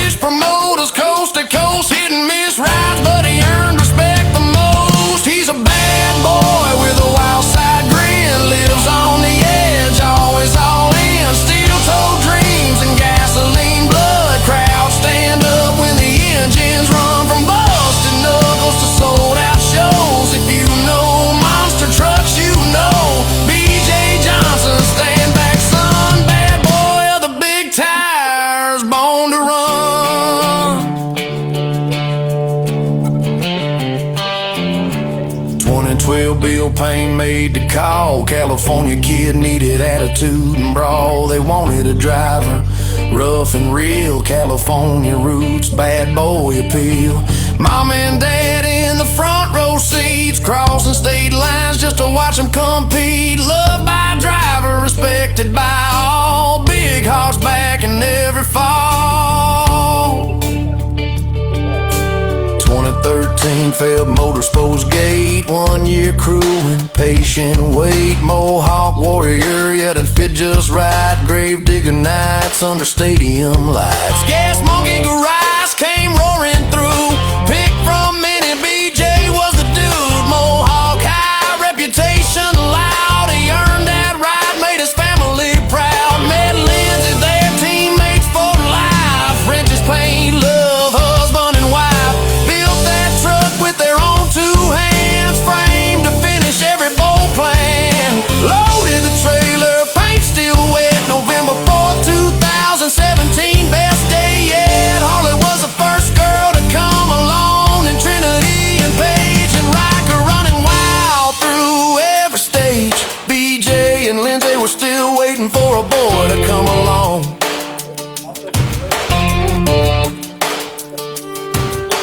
2023, Rowdy arrived. Quad tracks, laughter keeping him alive. A little boy with his daddy's fire. Same wild heart, same big tires. Legacy rolling, generation strong. Same bad boy, bloodline rolling on. He's a bad boy with a heart of gold. Raised by love, fueled by chrome. From California dust to Idaho skies. Now Florida sandy beaches are where they're from. Still chasing dreams on 66-inch tires. Family man, legend, true blue. There's only one BJ Johnson through and through. Turn the key, let the crowd go numb. Bad boy of the big tires, here he comes. Yeah, here he comes.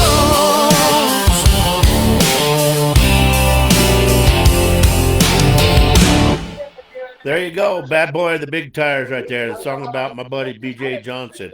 All right, who do we got on the phone now?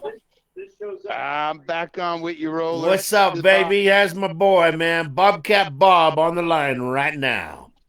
Yes, sir, man. We're all, man, I'll tell you, the sun kicked our butts. I think we're all ready for the hammer to jump in the sack, man. Well, that's okay, man. And I think it's been an awesome show.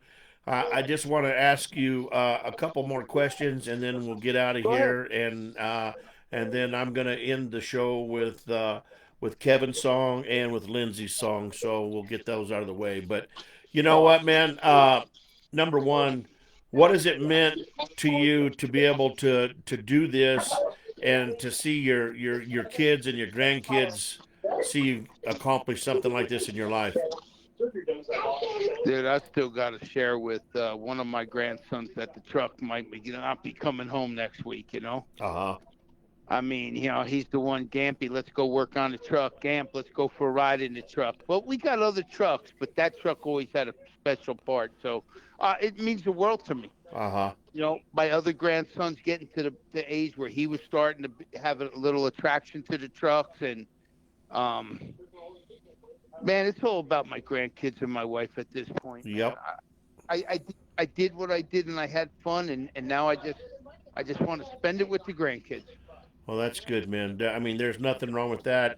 And at this time in our lives, I wish I could spend as much time as you get to spend with your grandkids. I'd like to be able to spend that time with my granddaughter, but I don't get that time, man. And it sucks because it's the best time in the world, man. Man, we saw her when she was on, and I'll tell you what, that was awesome. Yeah, dude, it made my day. I was like, it can't get any better than this. I mean, I could get the world's best of the best on the show, and I've had some really fantastic drivers, but that show right there was the most amazing one to me ever. Right there, that was my top number one show for sure. Yeah, by the end of that show, she was right there. She could have took the show and ran with it if you had to leave the show for a minute. Oh, guaranteed, man, guaranteed. And she put me in my place a couple of times, you know.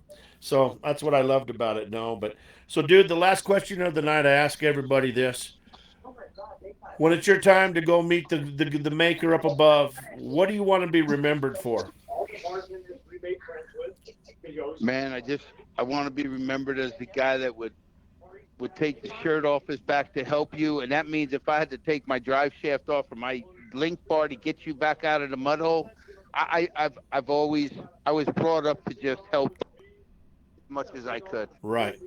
and that's the way I've been. I mean, even with the pool company, we do Make-A-Wish Foundation. We don't charge a penny. I mean, what those kids go through, I just want to be remembered as the guy that would lend a helping hand. I don't care if you called me at 2 o'clock in the morning.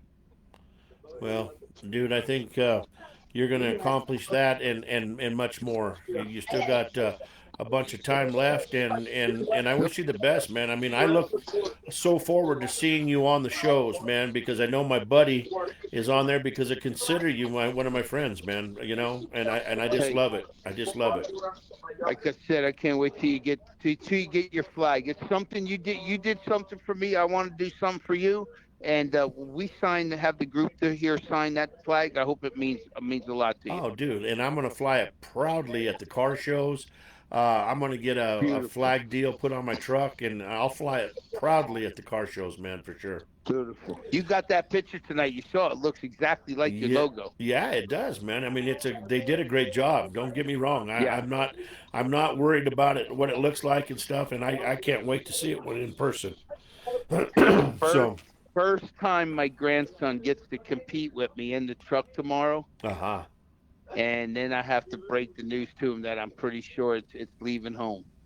Well, you know, like you said, you got the Cadillac, you got the Jeep. Yep. Hey, I'm always going to have something. Yeah, Roller. And you still got each other, man. And you got many a days left with each other, and you can create new memories, bro. New things. Hey, I'm going to keep you in touch. I'll send you texts, pictures like I always do with the trucks. Okay. And, man, like I said, I can't wait to see what you do with Penny's interview. She has brought me where this truck got today. Well, that's I'm excited about it, man. Just from the short time we talked, I could tell that it's going to be a good interview. So you give her my number, and she can call me, and we'll get something set up. But you have a good night, and I really appreciate you being on the show. And we'll do another one day, okay? It was an honor, bro. Thank you, Roller. All right, man. I appreciate you guys. Thank you very much. Bye-bye. All right, bye-bye. All right, guys, that's the kind of show that I thought it was going to be tonight. And we're going to go ahead and we're going to go out with Kevin's song, and then we'll finish up with Lindsey's song. So this is Kevin's song right here. It's called Monster Blood. But as usual, guys, I love each and every one of you. You guys are in my prayers every night. Thank you for tuning in on a night that we don't usually run. I thought it was an awesome show, and I just appreciate you guys so much. So we'll see you again on Sunday. And don't forget, we got Wes Lamb and Jeff Little on. And we're almost done with April, man. What do these months go? They go by so fast. So fast. It's amazing. So anyway, like I said, I'm just going to play the songs, and then I'm going to do the outro, and then we're done for the evening. So y'all have a safe night. Carter, I will have your song ready to go for you on Sunday so that your family can hear it and stuff. Debbie, thank you for everything. And everybody else that's on the show tonight, man, thank you so much for being on here. And you guys all have a safe weekend, and we'll talk to you soon, okay? All right, here it is, Monster Blood, the song about Kevin King. We'll see you guys on Sunday on Pedal to the Metal, Motors and Music.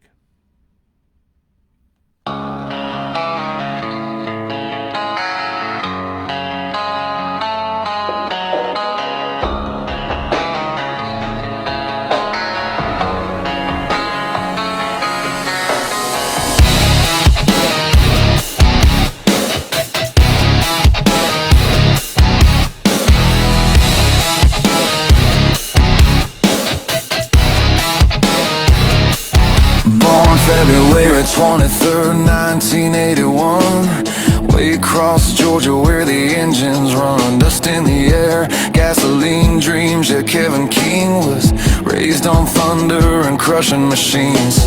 5 years old in a monster truck seat, steel and fire underneath my feet. Looking through a windshield twice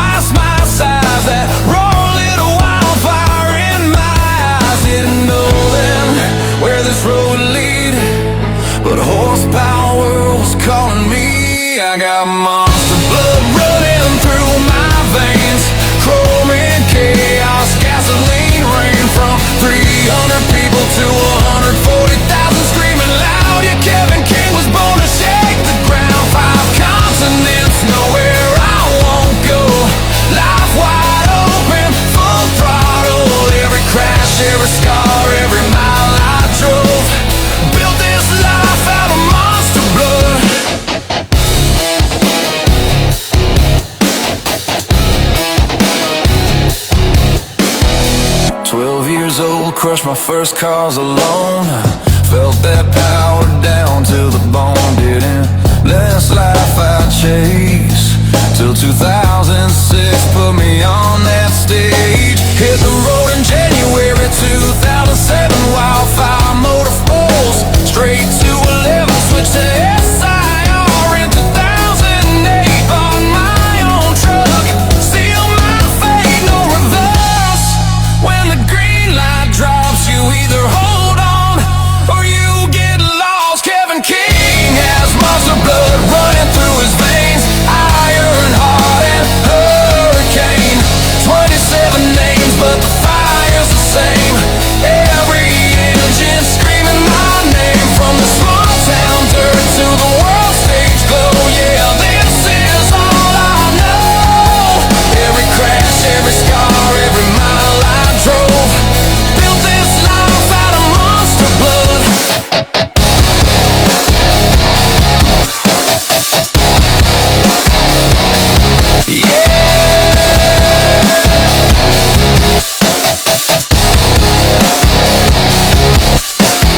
Television lights, movie screens. Lived a life most never see. Airborne under midnight skies. 30,000 pounds learning how to fly. If I had one chance to choose again, I'd fire it up and live it all, my friend.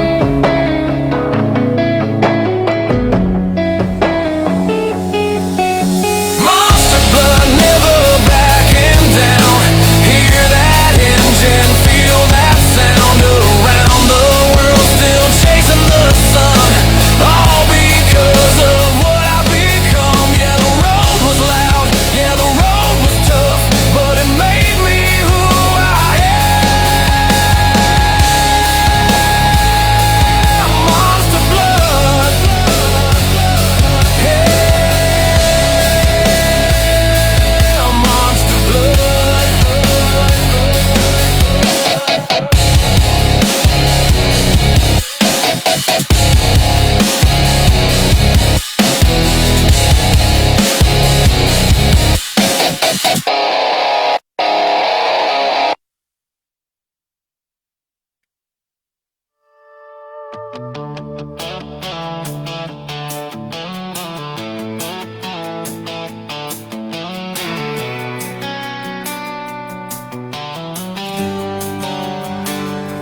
Born in May of '88, under a Michigan sky. Never wore paint, just dust and a dirt bike ride.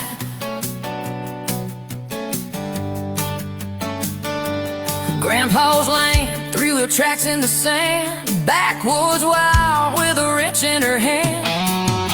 Daddy had a Chevy sitting tall on 44s. Mud bog nights, yeah, she learning what for. Soon as she could drive, she was gone, no doubt. Heads turned hard when she climbed out.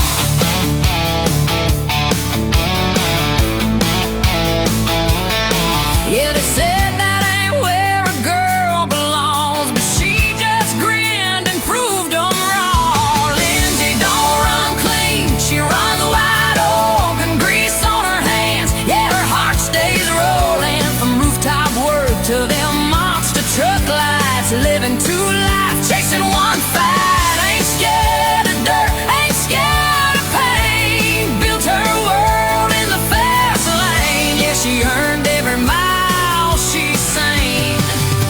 And Lindsey don't run clean. Lindsey don't run clean.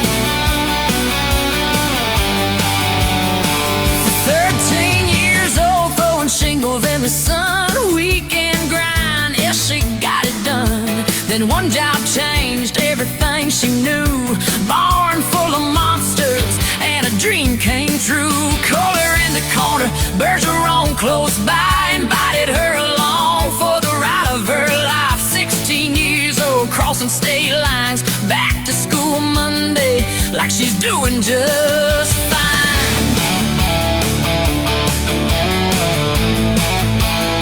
For 3.8 GP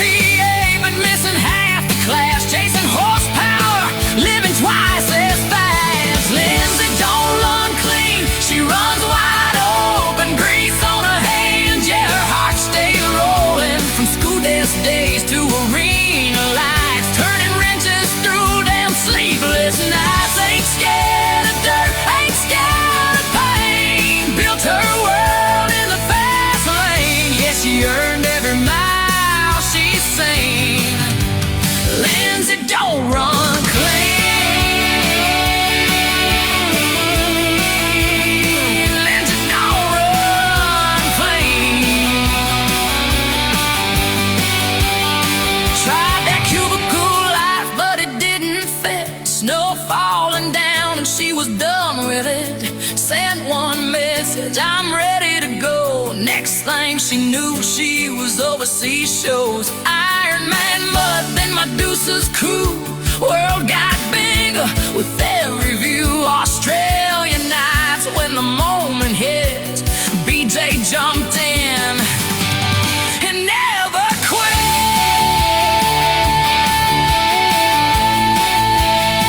No, never quit.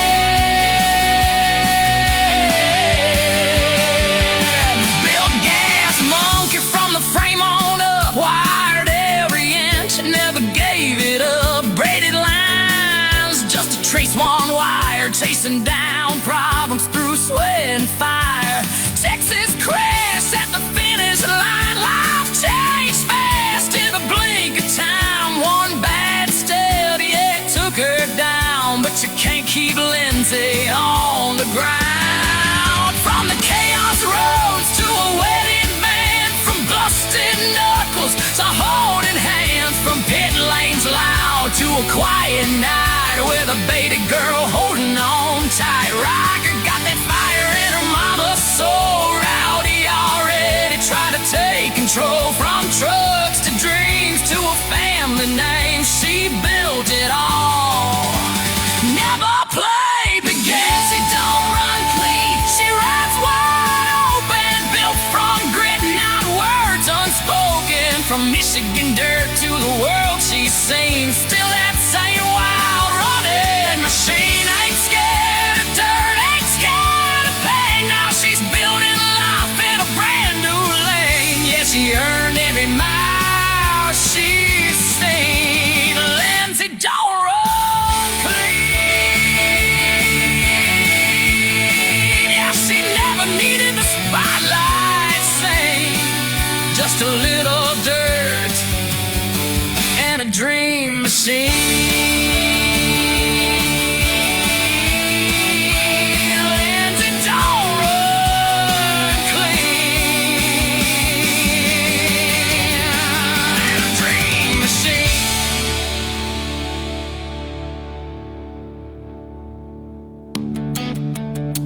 All right, everyone, that's going to wrap it up for this episode of Pedal to the Metal. I want to send out a huge thank you to each and every one of you for tuning in and supporting the show. I also want to thank all of our amazing sponsors. You're the ones that help keep the wheels turning, and we truly appreciate you. Be sure to join us every Wednesday and Sunday. We kick things off with music at 6 p.m. each night, and the full show starts at 7 p.m. Mountain Standard Time. Until next time, keep the pedal down, heads high, and we'll see you at the next show.